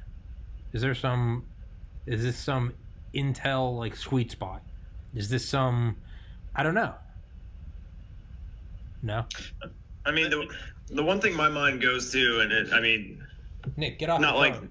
not like they had a play in it or anything, but definitely hospitals, man, are seeing what their capacity is. I mean, because this has always been theorized, like, what happens, man, if, like, we have some kind of outbreak or something and hospitals get overloaded, and it's just like, it's the domino effect. Like, well, if hospitals get overloaded, then people can't go to work, and if people can't go to work, then supply chains break down, and this, that, and the other. Yeah. So I think a lot of people, at least within industries, are realizing, like, we maybe need to better prepare for the next time this potentially happens. Yeah. So, but I mean, like, it's not really, maniacal fucking, gaining of intelligence, but yeah, no, that was too rational.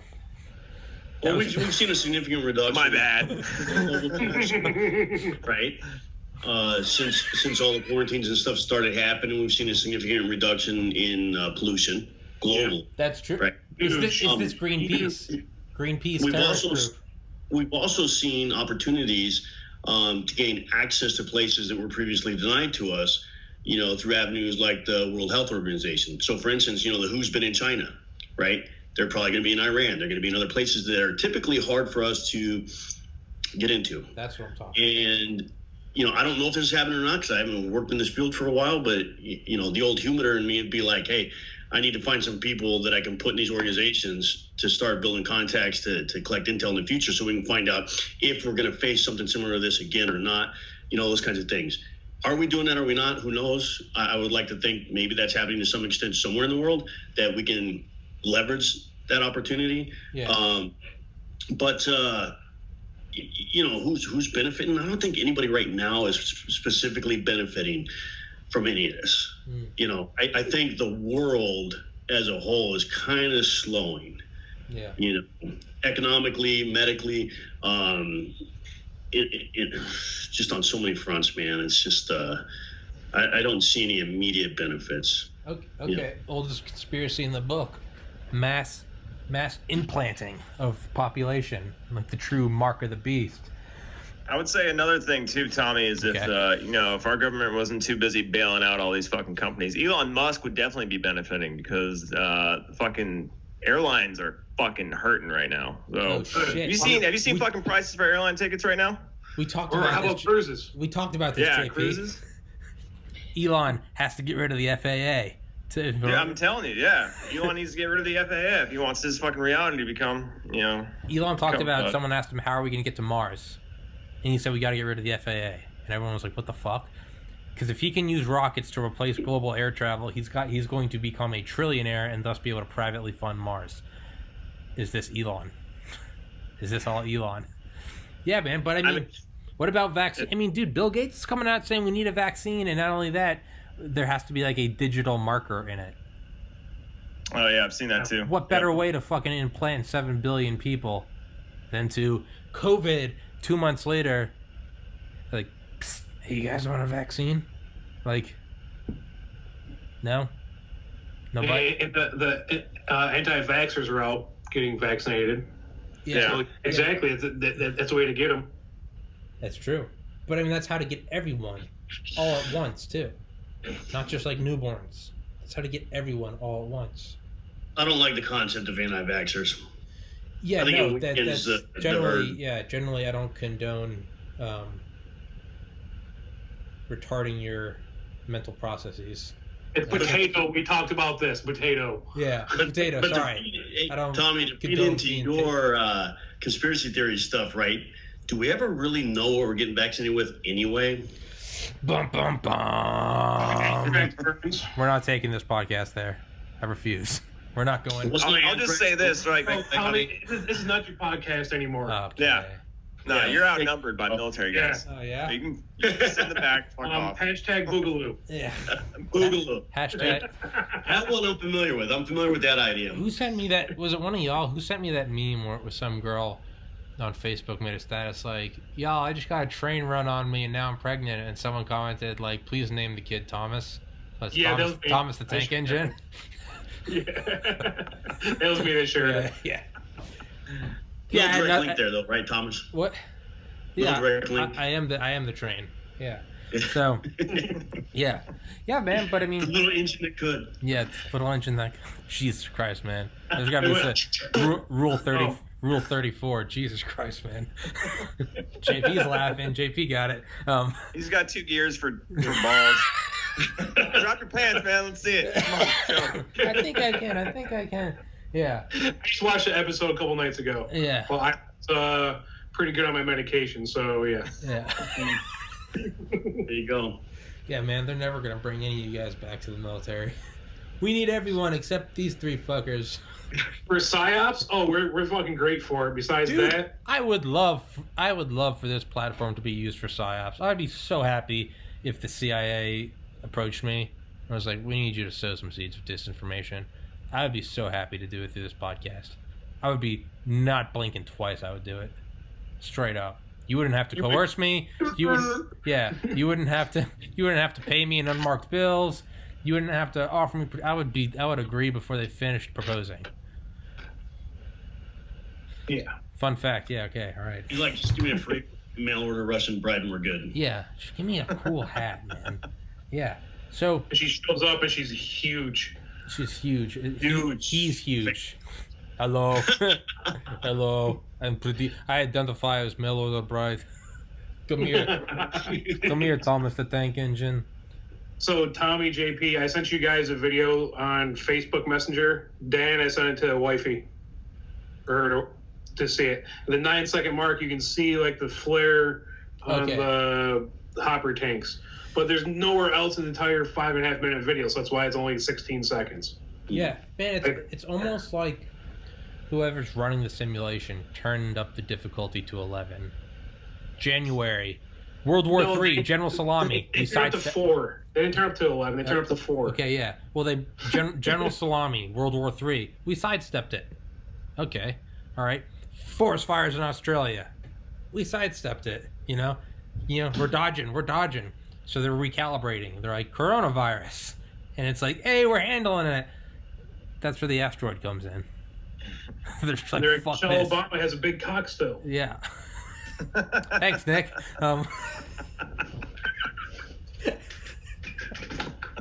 Well, Okay. my YouTube channel had a great run, but For that shit went deep. Yeah. I mean, dark. I mean, fuck, I'll shut up. It was only about 3 inches, so it's cool. Wuhan. yeah, yeah. Whoop, whoop. Woo woo. Woo woo. Yo, from now on, when I'm playing Call of Duty, I'm not gonna be like yeet. I'm like Wuhan. No, Wuhan. Yeah. So I think I'm just gonna name this podcast episode the Wuhan Clan. Yes. Wuhan Clan. Crack me up, dude. No, the challenge is to make Libby lush, which will never happen. Yeah, it's not a long time. That hasn't happened in a long time. There's No, it happened in Ohio. no one's called you pretty. It did, but you got to remember too. You know, I had a little booze in me, man. Little. Yeah. We're drinking straight. So our buddy retired, who was a chief, and we were at a brewery. We were drinking straight out of the hoppers at the brewery. Oh yeah, straight out of the fermentation kegs, or whatever it was. Those big vats. They are. It was so good. Yeah, Jesus I'm just Christ. like, just leave me here and leave the tap open. Ah, it was glorious. It was so sublime. Have you seen? Yeah. Have you seen Beer Fest? Yes. Yeah, you're like landfill. Yes. Yeah. Yeah. Yeah. Yeah. Yeah. With Beer Fest, the guys who made Super Troopers. Yeah. Oh, were they? I'm gonna have to watch it now. Dude, Oh, yeah, that's you'll love fantastic. it. That is a fucking classic. Yeah, man. Yeah. I was gonna try to. I don't know. I was gonna try to pull in Space Force to So, COVID. question But what's for up? you guys. I just been checking my email and stuff because I'm still kind of working my own stuff. So, like banks and a lot of places, like when we went to Dunkin', they're closing at 1:00. So they're all open from 6 till 1 or 8 till 2. But that's New York State still. So, I mean, obviously we're leading the charge in douchebags. I'm one of them.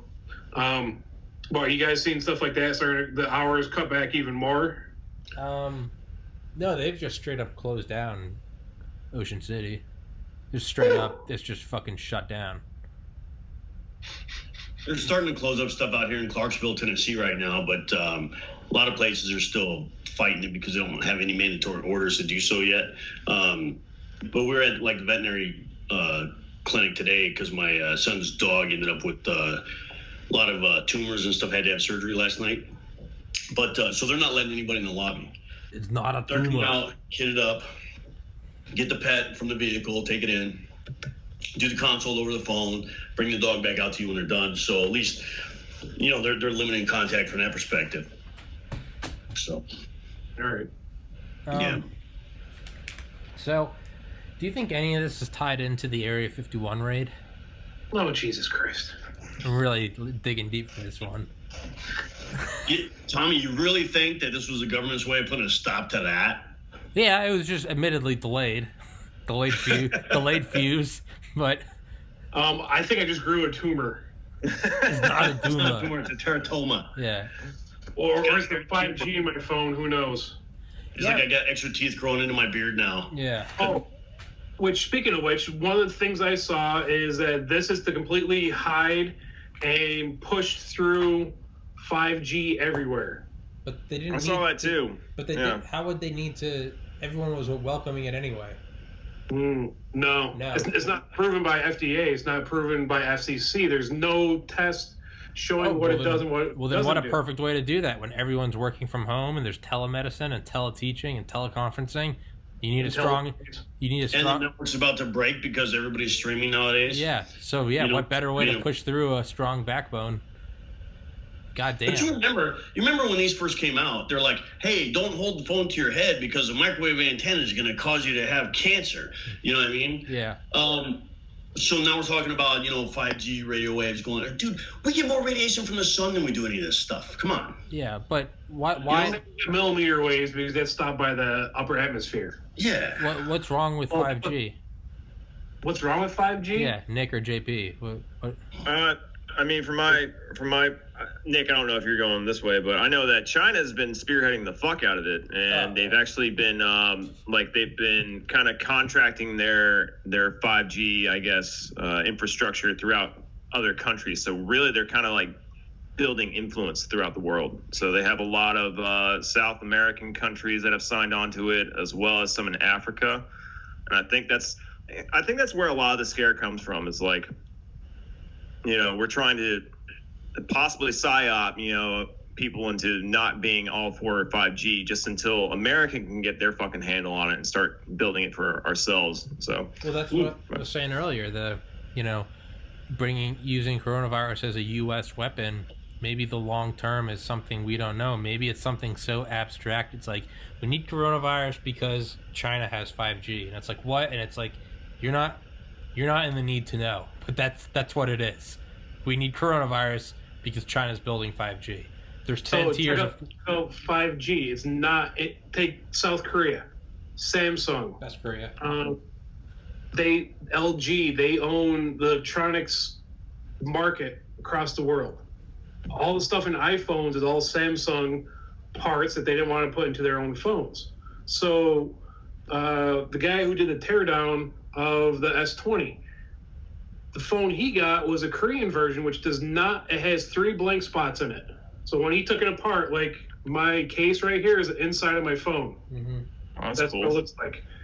So when he took it apart, up over here, there is missing an antenna here, and there's like 2 over here. There's 2 blank spots where the ribbon cables connect to. And that is because in South Korea, they're not going to do 5G. Why? Exactly why. Well, why isn't South Korea going to do 5G? Well, I have it in my phone, and you can't go in there and turn off 5G with Verizon. If you have AT&T or T-Mobile, you can go in your phone in your settings and turn it off. Verizon, you cannot. It's permanently on. So it's always going to be sensing for 5G and making my balls bigger gears, I guess. Yeah. Now, what would be the effect of 5G? I'm just trying to think of... So, do you guys know what a LIDA machine is? L-I-D-A? It's something that the CIA experimented with in the 60s, and it's this machine that they literally can turn it on. They did some tests where they could turn it on in a room of people, and like everyone falls asleep, but it's silent. You can't see it. It's on the electromagnetic spectrum. They could get everyone to fall asleep, but apparently they could also get everyone anxious.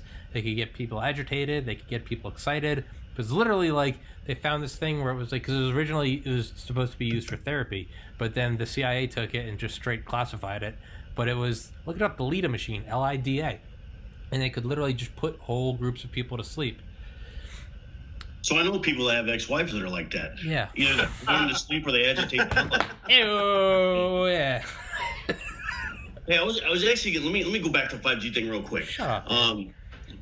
JP, so didn't the UK put a stop to China putting in 5G over there because of Huawei and backdoors on Internet of Things stuff and all that kind of thing? Yeah, I heard that as well. Because excuse me, because like a lot of the security systems that were also tied to the 5G, it was all like Chinese companies. And they're like, yo, this is fucking shady as hell. So right. I think that's what, I don't know if they confirmed like backdoor infrastructure, being set up, or if they were just cautious of it. But yeah, well, there was two independent pen testers in the UK who tested, I want to say it was in the neighborhood of 1,000 different IoT items or nodes that were produced by companies like Huawei and stuff. Mm-hmm. And they found vulnerabilities and or backdoors in every single one of them. Jesus. I wouldn't be surprised. And that's what kind of led the UK, I think, to put the brakes on that.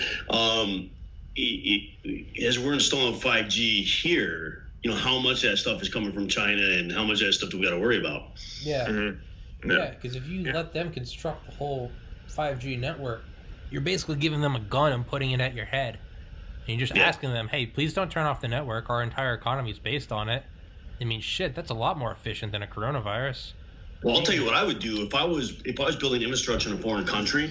Fuck yeah. You're damn right, man. I'd be putting ways in there for me to exploit it. Yeah, man, if I'm the putting cell phone towers across country X in Africa, right, or whatever. If you're the NSA, I'd be like, cool. Now I've got access to every single conversation, SMS, message, everything. Now I've got it all. Yeah, if you're the NSA, man, you make some, just like we were talking about the World Health Organization going into denied areas. Shit, man. If you're the NSA, I'm making a couple front companies and I'm building telecommunications at fantastic rates.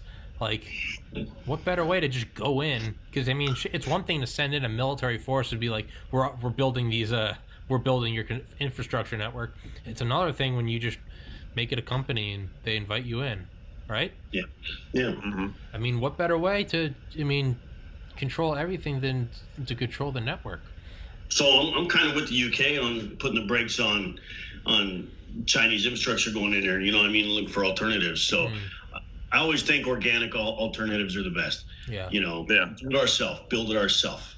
I guarantee that we got some kind of like government contracts that are just tasked with like reverse engineering that shit and trying to figure it out. And that I guarantee on top of that MI6 and CIA are in on it too to try to figure out their own fucking back doors. So yeah. I mean, and like 5G is based off of fiber optics also. So from tower to tower, it's fiber. Yeah. So this stuff's already going up, and like Verizon Fios or Verizon, they're already putting the stuff up in New York City. It's in Boise, fucking small city of Boise already has it. So it's already going up in I think 23 or 24 cities across the United States already. Jesus. And it's going to be even more difficult because it's short wave and short range. So it's not like a microwave where you see on the cell towers looks like a giant drum. Yeah. Or that's the receiver. The horn is another tower 25 miles away that points right at it, and on the other side sends it back out to the other side. So it's just repeating itself along. 5G, their towers, they're putting them on streetlights. They're putting them on corners of buildings. Like, they're everywhere. Yeah. Like, you're going to see, looks like a streetlight with a big speaker top of it. Well, in the 60s, through AT&T, the Pentagon had tens of thousands or hundreds of thousands of these little shoebox-sized things on top of telephone poles that are largely still there. But what they did is they were able to detect the flash of a nuclear weapon, which apparently, even separate from like lightning or even a supernova, they have a very specific light signature when they first go off. There's two bursts, within nanoseconds of each other. But the idea was that these would flash it and then send it along the wire at light speed back to the Pentagon, and they would be able to send that message before the shockwave or before the thermal pulse incinerated it. And we had these, and it was a way to just sort of tie into an existing infrastructure. If all these things go off in random cities, you don't need to put these big towers everywhere. You just go find telephone poles. If there's something still like that hiding in plain sight, you don't want to have a bunch of Chinese people going in and having shit right next to yours. You know what I'm saying? Like, you don't want to be, you're basically saying, like, think of how vital that is. That's why AT&T wasn't broken up in the 60s. Because but the DOJ said that they had a monopoly, and the Pentagon stepped in and said, for national security purposes, they will not be broken up. Because AT&T was largely responsible for our nuclear flash detection. It's called nuke flash. That's literally what it was. So, yeah, I don't know, man. Do you think that this could, COVID, let's say this comes out and it was China, it was the Wu flu. Do you think, could this come out, do you think this could set off Cold War II? Is China not slowly taking up the role of Soviet Russia? Just really put on our thinking caps and and there's been conversations about that, and I don't know. I'm in the boat that, like, regardless if this was personal or not, this is a fucking war, dude. Trump pretty much put the gloves on, said, "Yo, fuck you. We need to take some of our infrastructure back. You guys have been, kind of holding the reins of the economy over the entire world. We're trying to get some of that back." And it really has, man. They've been taking advantage of stuff like, shipping rates and imports and exports and all that crap, tariffs, all that economical shit. So I think this has definitely the, structure of being another Cold War. I don't know if it's going to be, like back with the USSR where we're fighting for, nuclear empowerment and all that other shit. I think it's going to be like, well, what it was more like world influence, really. Yeah, I would see that better. That's all the Cold War was. That's all it was spheres of influence. Yeah. That's what a lot of war is in general, is just influence. But that, you don't have to fire a shot if it's all economic. So, yeah. But we talked earlier about, independence, bringing manufacturing back, bringing medicine and medical infrastructure manufacturing back. And Dan, you mentioned oil reserves. That's why we have people always like, why do we need national oil reserves, right? Those are the same people that are like, Mexico's not a shithole and you'll never need a gun. And those are the same exact people that are now buying guns because there's not enough cops to go around, right? So just like we're seeing, this right here is why you need national oil reserves. This is also why I think you need nuclear power. The input is, yeah, there's nuclear waste. Okay, sure. That's a lot. I would rather have nuclear waste and have to deal with that than have to bargain with China and be like, okay, I know the world's commerce is shut down, but can you pretty please give us some of your oil reserves? Like, you don't want to be doing that. And what is China doing right now? More than the next two countries combined, they're constructing nuclear power plants. Because they want to be fucking energy independent too, in case something like what is happening right now does happen, and did happen, and is happening. So yeah, that's what I think. I think this has to spur a huge boost in nuclear power plant construction, because none of the manufacturing matters. It's kind of like Apollo 13 when all the different groups are saying like, well, we've only got this much material and we've only got this much, and then the guys in charge of the power say, well, we only have this much power and we matter the most, because it doesn't matter what ideas you have. If you don't have power to do it, it does not matter. None of this manufacturing, none of this medical manufacturing, none of these medical reserve stockpiles, none of this gearing up for Cold War II matters if there's nothing to turn the fucking gears in the machine. Enter nuclear power plants. Yeah. Nay? Yeah. Okay. That's it? Yes. I don't really think it's about nuclear power overall. Like, You need something that's completely independent. What is something that can fucking run forever? What do we put on the shit that really matters? Maybe Aircraft it can run carriers? forever. Aircraft- Maybe we have a okay. Chernobyl. Maybe we have, cooling problems. Maybe we have waste problems. Whatever. Yeah, is it clean? Does it work a long time if under the right conditions and the right maintenance? Absolutely. But I think our country as a whole is kind of like taking a step back from nuclear power. That's why we're seeing places like Diablo Canyon in California being shut down, and going offline, because there are concerns about environmental impacts and stuff like that. And, what do we do with the has waste from it and all that kind of stuff? And, does it cost more to keep it running than it does, say, other forms of energy, So, solar is free.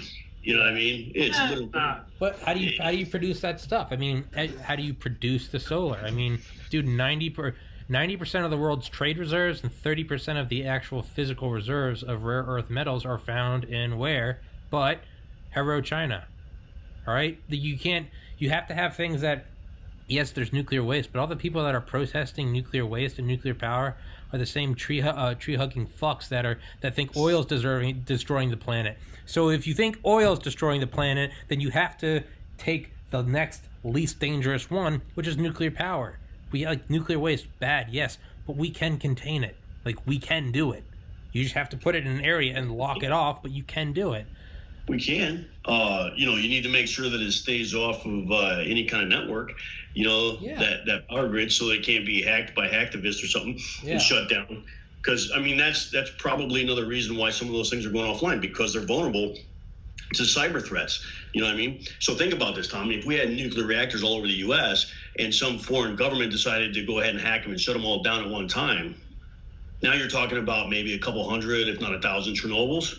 Well, the guy I had on last week, who's a nuclear power plant operator, he said that the Gen 4s, which are the ones we have now, they are designed so that they don't need to be so that they don't require power source to keep them from melting down. It's the inverse now. It requires power to keep them up, and if the power dies, it goes down on itself.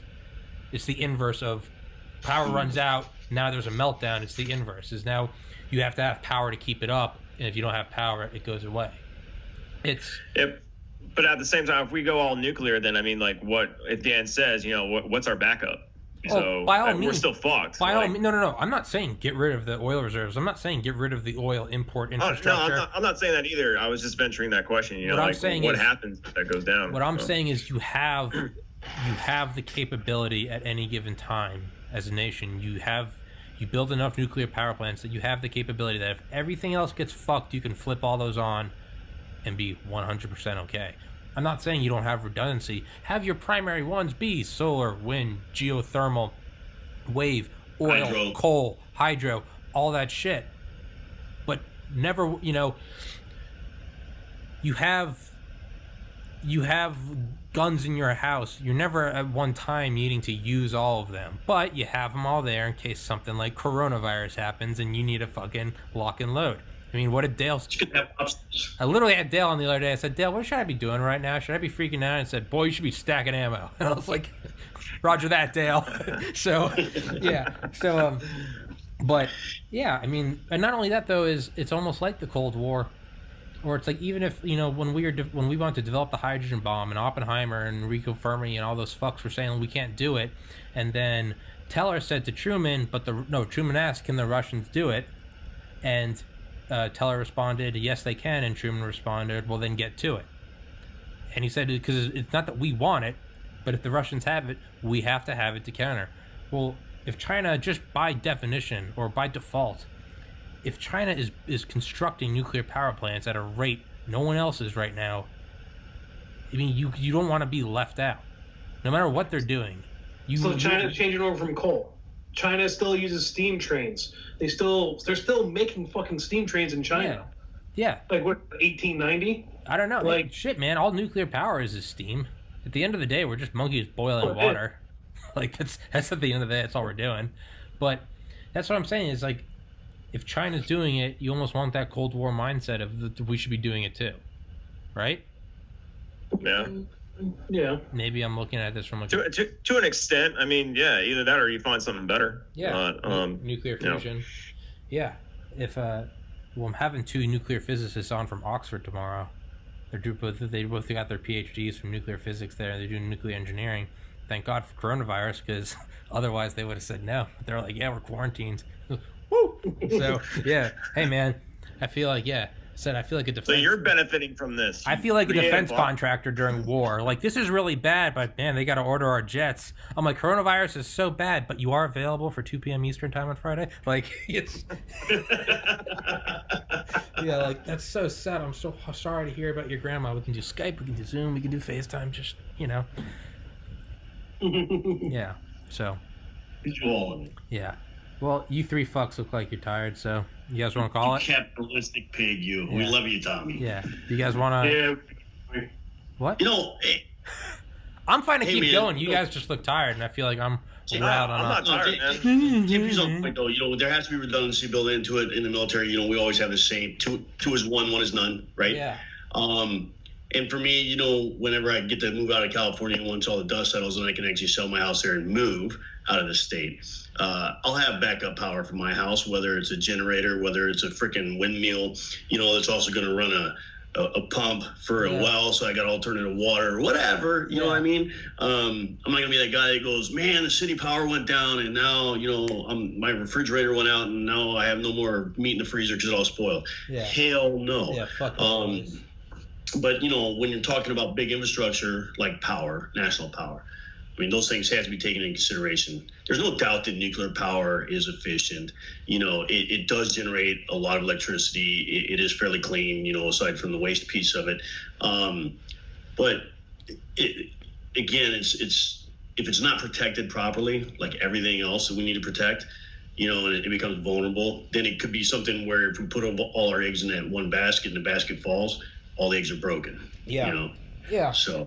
But what I was going to say is, so it's almost like putting your money where your mouth is. It's everyone saying, Mexico and South America aren't shitholes. They're wonderful places. Coronavirus, everyone right the fuck up north, right? You don't need guns. No one needs guns. What's everyone doing? They're buying guns. So it's almost like, let's put your money where your mouth is. What power sources do we use on the shit that we cannot have shutting down? When we launch something into space, and it's got to go forever, right? What do we use? Little nuclear reactors. When we have aircraft carriers, our mobile air bases, and our thermonuclear tipped, or our swimming nuclear silos, Ohio-class nuke submarines, what do they run on? Nuclear. What do all these things run on? When you really can't have something shutting the fuck down, there's no question. We don't have any, and here's the old-fashioned steam-powered nuclear submarine. No, it's all fucking nuclear. Tommy, I think you should go into sales, man, because you just came up with a great tagline. If you absolutely positively need it to run forever, go nuclear. Yeah. Hey, I will take it. Hey, I will reach out to fucking. But that's the problem, man. There's no You need to be a spokesman for the DOE, bro. But that's not a thing, man. There is no ExxonMobil or Shell of nuclear power. There is no one. There's no big name where if we have a salesperson for drinks, what did you say, like Budweiser, Coca-Cola, right? But there is no, you just proved it, there's no go-to name for nuclear power. Why isn't there a Shell? Why isn't there an ExxonMobil? Well, so maybe that's why we're not going nuclear, right? Because all your lobbyists are coming from the petroleum industry or the coal industry. So this, who makes a decision on that? Who controls all the nuclear stuff? It's the government. Well, and so these politicians want to continue to get reelected, and you got a whole bunch of your lobbyists going, dude, we're in the oil industry, we need oil power, whatever. The hell with nuclear power. You're going to go, yeah, I'm not passing any bills to building more nuclear generators. You know what I mean? So it could be something really as simple as that. Maybe we could have some national security override. Maybe the coronavirus kicks that off. Like, we cannot have this happen again, right? I mean, and how would you do it? You would offer some sort of government incentive. Like, we will build it, and, like, you pay us back when it starts making money. Because right now, it costs a fuck ton to produce, and it takes about 20 years for them to become more profitable than the oil refineries. That's what the guy I had on that's a nuclear power plant engineer said. So that's why I don't see a lot of them. So what if you had some... right? But then it's also because the private industry having access to nuclear materials. All the cost. Because the next thing you have is a freaking dirty bomb going off in New York City or Chicago or LA. He works at a private nuclear power plant.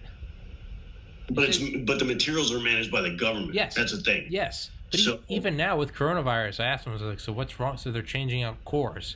And I was like, is that a problem right now? He's like, oh, no, we have contingency plans. Like, we have people that are quarantined at the plant. He's like, no, we don't go down. And he said, he's like, if you wanted to break in, you would need an M1 Abrams. He was like, you cannot get past security. So I just think all the problems that arise with nuclear, though numerous and very real, I just don't think that they are any less than those of fossil fuels. And I'm not even looking at this as like a, in the wars, man, in the oil. I'm just looking at it purely from a power independence standpoint. You don't want to be under a red and gold flag and, oh, hello, whiteys. No, you want fucking nuclear power keeping on the shit. Oh, hello, Hans. How are you guys? Hello, America. How are you doing? How's that coronavirus? Shitty watch again? No, fuck that. I want a big red, white, and blue nuclear reactor shining for fucking eternity. So when we gotta lock down the borders for the next 100 years, get fucked. We have so much. What was the quote from the 50s for Atoms for Peace under Eisenhower's thing? We will have power that's too cheap to meter. Like, where the fuck is that big dick energy? Like, that's what you want. You want the rest of the world quarantining and us being like, yeah, man, I got the air conditioner with the fucking window open. Like, we got McDonald's running, We got cyber drones bringing around our fucking takeout that's prepared by robots. It's all powered by goddamn American fusion energy. The rest of the world is unquarantined and, yeah. They got all hello, and no, we just big dick in America. Just, you know what? Fuck it. I think this podcast is my unofficial campaign, and wasn't there a movie like that called Elysium? Yeah. With where all the wealthy lived in orbit. They got we could be the metaphorical Elysium. Yeah. Yeah. So we're just gonna change the country to Elysium. Yeah. No, dude, I'm down. Let's do it. Name it America, and yeah, just like Elysium, we can blow up the boats of refugees coming here. Who said that? But like, yeah, it's. I might have just torpedoed my campaign. But yeah, man. Single out all your YouTube accounts. Yeah, man. But you saw my battleship. Yeah. What? You're going my battleship. Hello, Hans. But yeah, man, I just. Tommy, I got a serious question for you. What's up, bud? Actually, it's a compound question. Do you sleep at night, and can we see your notebook that you write in before you go to bed of the stupid fucking ideas you come up with? You mean my manifesto? Don't say that. No, my insane scribbling on the walls? They'll all see. No, I mean, I write down ideas during the podcast so I stop interrupting people. Most of them are not coherent ideas. Space shuttle. Radar towers that are hot, Deadpool, The Hero's Journey, Pornhub underlined, sodium, ... It's, yeah. That first part of your question, Nick, my brother and I were talking about that the other day because on Monday, my brother did a podcast with Tommy, and then it was posted like that night, right? Well, no. You got on Tuesday. When I uploaded, it takes like 8 hours to upload. So if I upload it at 5 p.m., it will say uploaded 1 a.m. Yeah, no, it's not. But whatever. So it was there on Tuesday. So my brother's like, dude, like it's already posted? He goes, I thought it'd be like a week or something. I'm like, no, Tommy never sleeps. Yeah. Yeah, He just doesn't. yeah. No, I think he lives on like Red Bull and Monsters or whatever he drinks. Man, and if I was Rip it. the president, man, I would have an entire industry towards just keeping me awake 24/7. I would have my own budget of just like I need goddamn like god tier amphetamines. yeah, That's what I see, would Tommy lives on conspiracy theories and caffeine. Yeah, at least. But yeah, and some. Right. Hey, can you harness that and turn it into power, man? Then we won't even have to worry about nuclear waste. I don't know, man, but I think I'm going to use my podcast. Yeah, It's called pissing. Human trafficking in the endocrine system. Yeah. You say Take the adrenaline gland off your kidney. adrenochrome? Yeah, human trafficking. Yeah, man, maybe that's. I don't know, man. Well, with JP's down in Cuba, so can you fill us in? Yeah, JP, do you have like one of those 1950 scars?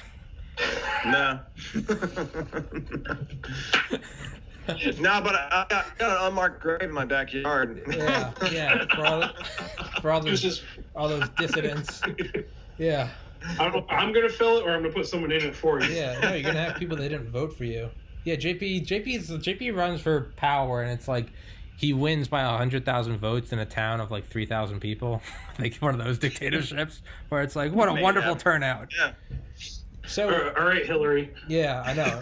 Well, what I was gonna say is, does anyone remember how in like December, Kim Jong-un said he has a Christmas surprise for the U.S.? Yeah, Yeah. yeah. Man, coronavirus came about 2 weeks later. What if that's Kimmy? I was only kidding, Donald. I don't think he's confident enough, man. Orange. Hans You bricks. were talking about like black ops guys. You know, I could have sworn that we had like a sniper team just waiting to take that fat fuck out. But I'm sure. Oh, Jesus. I'm sure we had a dude. Man, so I tried to get. Not only did I not get Mattis on, but I also tried to get. I sent an email to General Petraeus' people and Leon Panetta and Michael Hayden, right? I'm sure you guys all know who. Man, No, who are they? there's some really neat guys. I play pickup basketball. No, so I emailed them all and asked them about. I was like, hey, would you like to come on my podcast and talk about Didn't you go after McChrystal too? Yeah, no, I went after like a ton, and I'm sure I'm on a list somewhere because I've asked them all. I was like, hey, I would like for you to come on and talk about like the ultimate high ground, space-based weapons, kinetic, laser, and directed energy based. Man, I didn't get a response from any of them, but yeah, That's because these aren't the droids you're looking for. Yeah. Greg, 5G in your head. yeah, man. Better go get you some tinfoil and make a hat, brother. Yeah, no, trust me. how much of a PP smack would have been if they all went on Joe Rogan that next week after yes?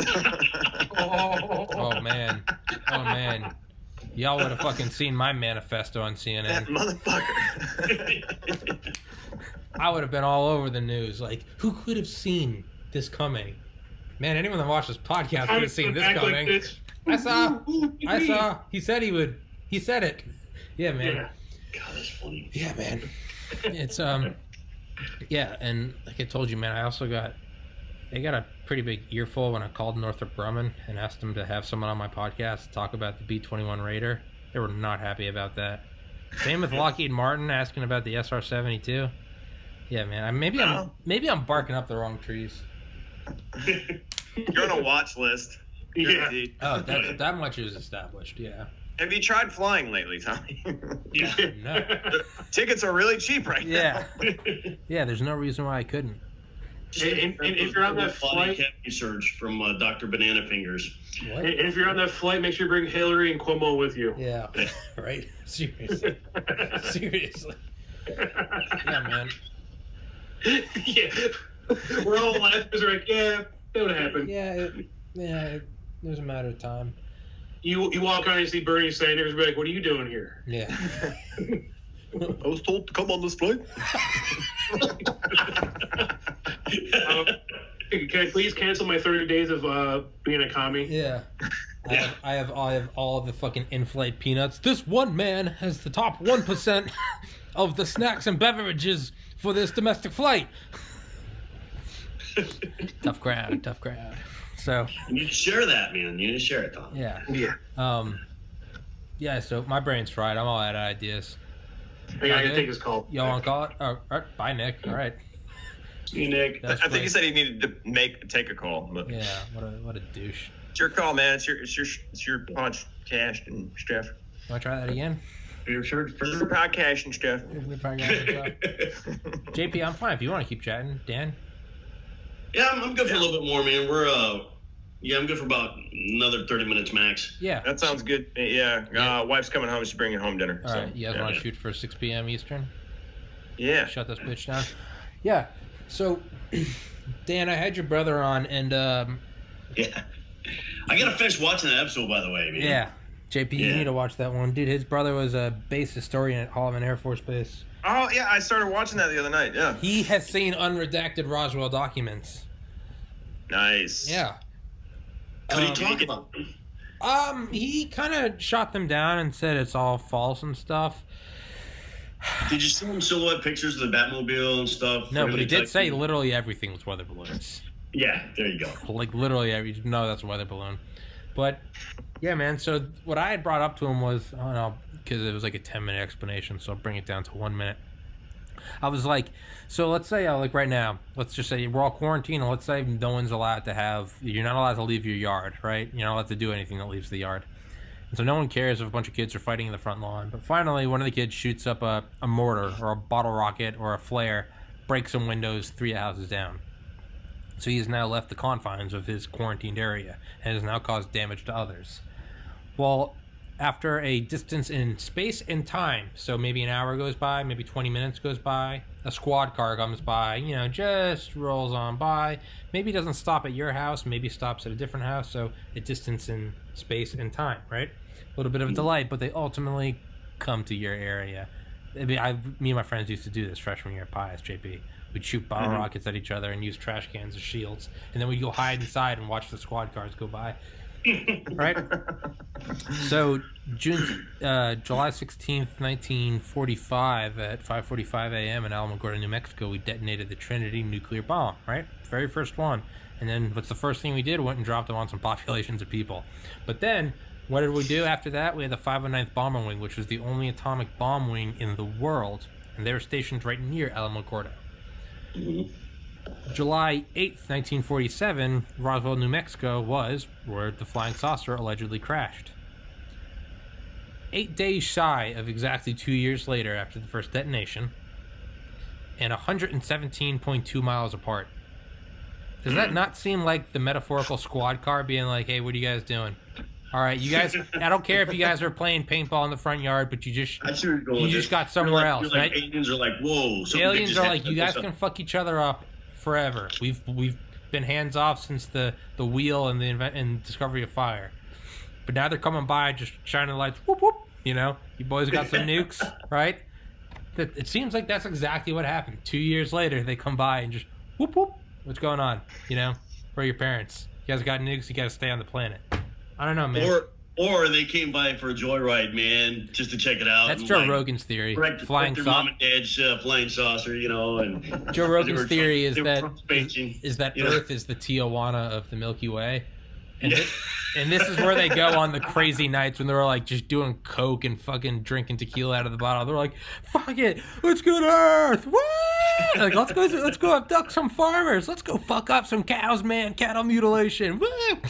And like every once in a while, they crash, and it's fuck, we gotta bail out now. Like we gotta get out of here. So David was probably like, I have no idea what you're talking about. Yeah, David was looking at me like, you're a fucking idiot. Yeah, he was like, well, I'm not sure if that's the case, Tom, but I was like, it's like purple in the face. Like, you don't think that's what's happening? Like, yeah. So he's like, no. He's like, no, I think they're yeah. So I gotta finish watching that episode. He's a funny dude, man. We are very different personalities, he and I. You guys are polar opposites. Yeah. You've seen that South Park episode where Stan and his dad accidentally discover like warp speeds and shit. Yeah. That's what I always feel like. It's like, Farty McGee's aliens came down. They're like, all right, yep. Just wondering if you guys have seen this space criminal and shit. Yeah. And what happened to Finland? Like, yeah. Hey, so did you guys shoot this thing at warp speed? Oh, no. But how is that any different from like the baseball through the window? And it's haven't seen that. Like, really, you guys are wearing baseball gear? Like, Nope, I've never Nope. seen that ball before. Just watching the game. Like, where do the UFOs come? They come right near, of all places on Earth, right near where we have atomic bombs. And it's like, hey guys, what's going on? We're just like, oh hey, what's going on? We're just out here playing baseball. Like, no nuclear bombs. And yeah, and like, where did they go? Supposedly at Hallman Air Force Base. What's that UFO story? They went and started tinkering with the silos. Really, you guys don't got anything in these silos? I don't know. I've never seen those before. What are those? It's pretty cool. You're like, really? Okay, like, whoop, whoop. All right. I don't want to come back here, guys. Like, you know? And what did we do? Not a couple, 7 years after we discovered fission, we set off a thermonuclear bomb in orbit, Operation Starfish Prime, 1.4 megaton warhead over the Pacific. Let's see what happens. It knocked out most of power in Hawaii. All right, now we're throwing nukes into space. And there were no more after that. All right? Yeah. I don't know, man. It kind of seems like the aliens came by and they're like, y'all can do whatever you want here. We've proven that we're hands off. Genghis Khan, World War I, most of World War II. We don't care. I'm feeling you. What? Sorry, you broke. The aliens gonna fly by and spray us with chemtrails. Yeah, well, no. Make us all get fucking the Wu flu. Yeah, Wu flu.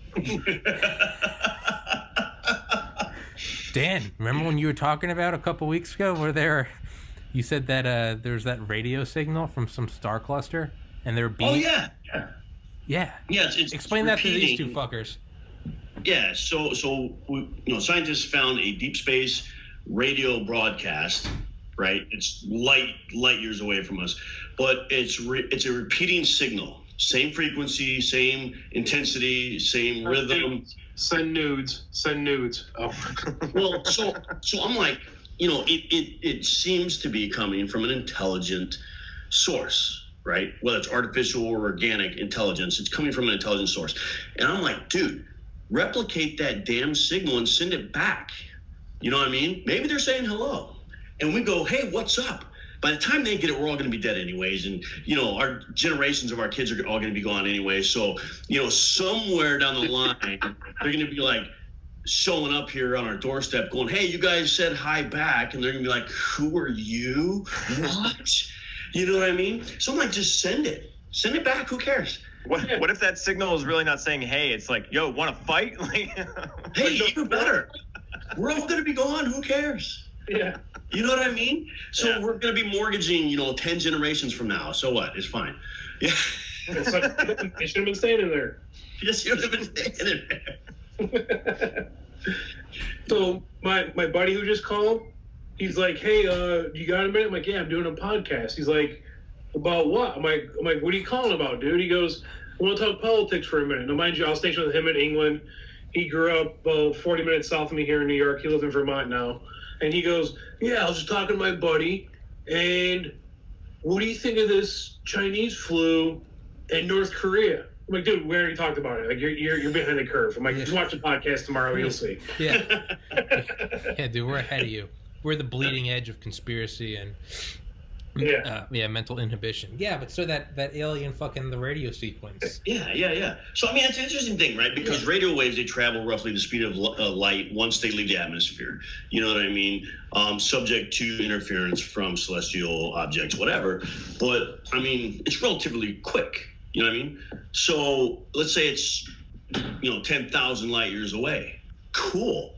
So this planet has to wait 10,000 years for a response. Yeah. Okay. We're all gone, so why not? Just send it. So like JP was saying, well, what if they're saying instead of hello, hey, you guys want to fight? And we're like, yeah, let's get it on, man. Let's go galactic, right? Yeah.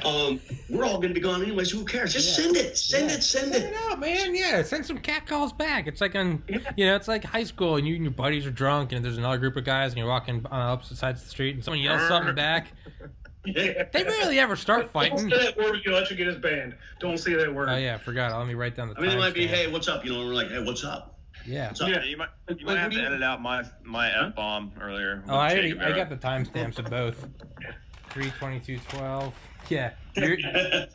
Mine's at 3:22:12. Yours was at 1:49:43. Yeah. Because YouTube will straight fucking communist. They will to the gulags. Yeah. Yeah. Yeah. So yeah. So what if that's the way? I've said it once. I've said it a million times.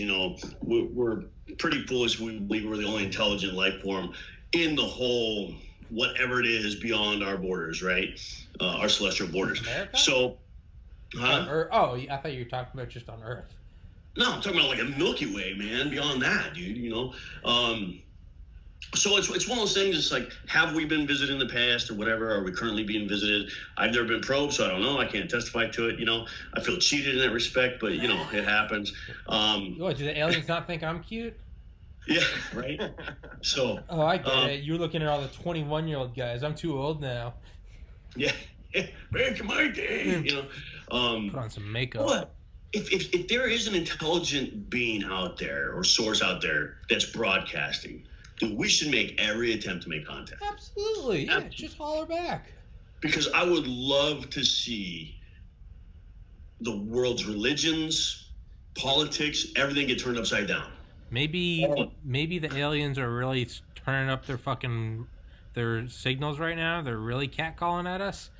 And maybe that's why we released coronavirus. We're like, everyone needs to go inside. Like, everyone go inside. It's literally like tell the kids, you go back inside. I'm dealing with the crazy neighbor.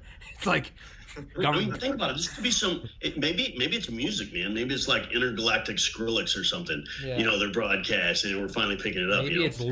Maybe it's literally just the equivalent of their teenagers just screaming penis into the void. And we're like, intelligent life, and they're just like, maybe we're being challenged to a dance off. They're just saying, they're just like, cock and ball torture, and we're like, oh, contact. Yeah, man.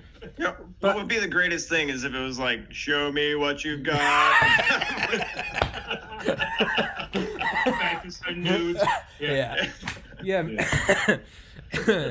Good job. Yeah, but I was thinking like, what if it's like, what if you're alone in the jungle and like someone yells out, like, do you necessarily want to yell back? When a lion roars, are you like, what up? Like, no, you're kind of quiet, go climb in the tree, don't make a noise, there's a lion.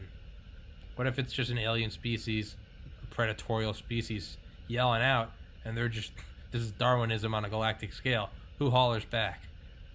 They're gonna get fucked. Or the giant bats coming at us for eating smaller bats. That was stupid. That was the dumbest thing said this entire podcast. If I see a 7-foot prawn knocking on my door asking for sugar, or gas to get back home, I'm still gonna shoot it. Oh yeah, I'm gonna smoke it and eat it, see what it tastes like. Yeah. That's how coronavirus starts, man. Eating random shit. Think about it. If an alien showed up on your porch, it didn't look like human, right? Yeah. Or any other animal we've ever seen. But he's like, can I come in? Yeah. Can I borrow some sugar? Yeah. Gas? My saucer is broke down right now. I'd be like, yeah. Honey, call the media. We got one. We got him. I don't know, Dan. I bet you try to seduce it. I'd be like, hey, Smithsonian, I got one. You want to stuff it? I got one. You want 100? Yeah. Give me some ends. Yeah. I was just stuffing it, so the DNA is gonna be a little mixed up, but Next thing you know, they come back, and they're like, hey, President, we need you to hand over this guy, so we can have him stand for intergalactic war crimes. Or the alien species come and it's like the equivalent of their Mother Teresa. They're like, have you seen like she's our greatest humanitarian fighter and she had to seek refuge on your planet, and we're like, nope. We're like, nope, we have never seen her. I don't know who you're talking about. That's the one we just. Mr. President, that's the one we hit with that terawatt laser. We've never seen it. No, we didn't. Oh, we blew her fucking brains out. We prodded our skull around at the Super Bowl halftime show, like, Earth 1, y'all 0. And it's like, no, we've never seen your Mother Teresa. Like, yeah, man, I don't know. You guys ever see that Robot Chicken sketch with E.T.? Yeah. You gotta watch. It's so funny, man. They're like, hey, are be able to call us back and come back home, man. I thought we ditched them on Earth, He's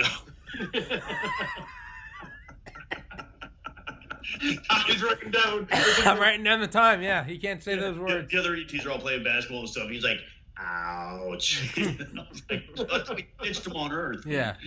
Yeah, I started the podcast yesterday with Dale and Joe Tedeye. They were both in they won't call it, but they were in the CIA Ground Branch, Special Activities Division. And beforehand, they're like, Tommy, any, like, you know, anything we can't say? And I was like, yeah, these 2 words you really can't say or I'll probably get banned. And Joe was like, nothing else? And I was like, yeah, let's just not do any cussing or anything. And he was like, got it. And I started recording. I go, what the fuck's up, man? And you can see his face in the first 2 seconds of the video. He goes, just really, Gotcha, fucker. yeah. So I don't know, man. I don't know. Final words, last thoughts on anyone? I want to go get some food, so I'm not gonna go till 6 o'clock unless I know. I look red as shit. I don't know why. It's because you're fucking stuffing that alien, man. You're a little pinkhead, dude. It's all silent. That's awkward. Yeah. So yeah, great final word. I got one thing to say. Hey, Tommy, thank you for having me, inviting me back. Nick, good to see you. JP, good to meet you, dude. Yeah, nice to meet you, man. Yeah. Well, stay in touch, man, and chat more in the future and stuff. So. Yeah. Hey, Dan, you dropped this. Oh no, you got the wrong one.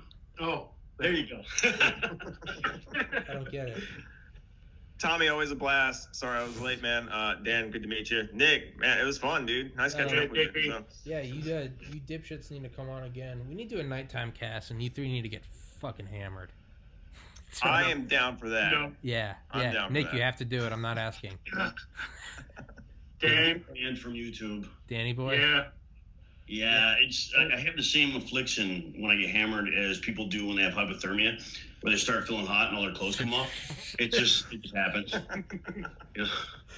Like the wilderness for me will go to the next level and then the next level, and then you're like, how can someone comprehend this evil shit in someone's head? It's funny. So Nick is saying the next level. What it really means is the next level, the next level, the next level. Race to the bottom. Like the descent through Dante's Inferno. Yeah. I mean, it's kind of like when you're bowling, you're drinking. Your bowling game gets better, then all of a sudden it just drops right the fuck off. It's called the Balmer Peak, or the Balmer Curve. Steve Ballmer noticed it at Microsoft back in the 80s or 90s. When you had 1.5 beers, your coding ability, like the errors you made, dropped by like 99%. But as soon as you went over 1.5 beers, it plummeted back down to baseline. But Hey, Tommy. Yeah. I think you're letting your inner nerd show a little too much. Like 1.5. That was the Balmer Curve. It's not me. It's your inner nerd is coming out just a little too much. Okay, Dan Libby, never coming back on the podcast. All right, Dan, you are. Fuck you, Dan. Peace. Yes. All right. Okay. I'll see you. Shit, dude. All right. I'll see you fuckers later. Much love, guys. Stay safe. Love you. Peace.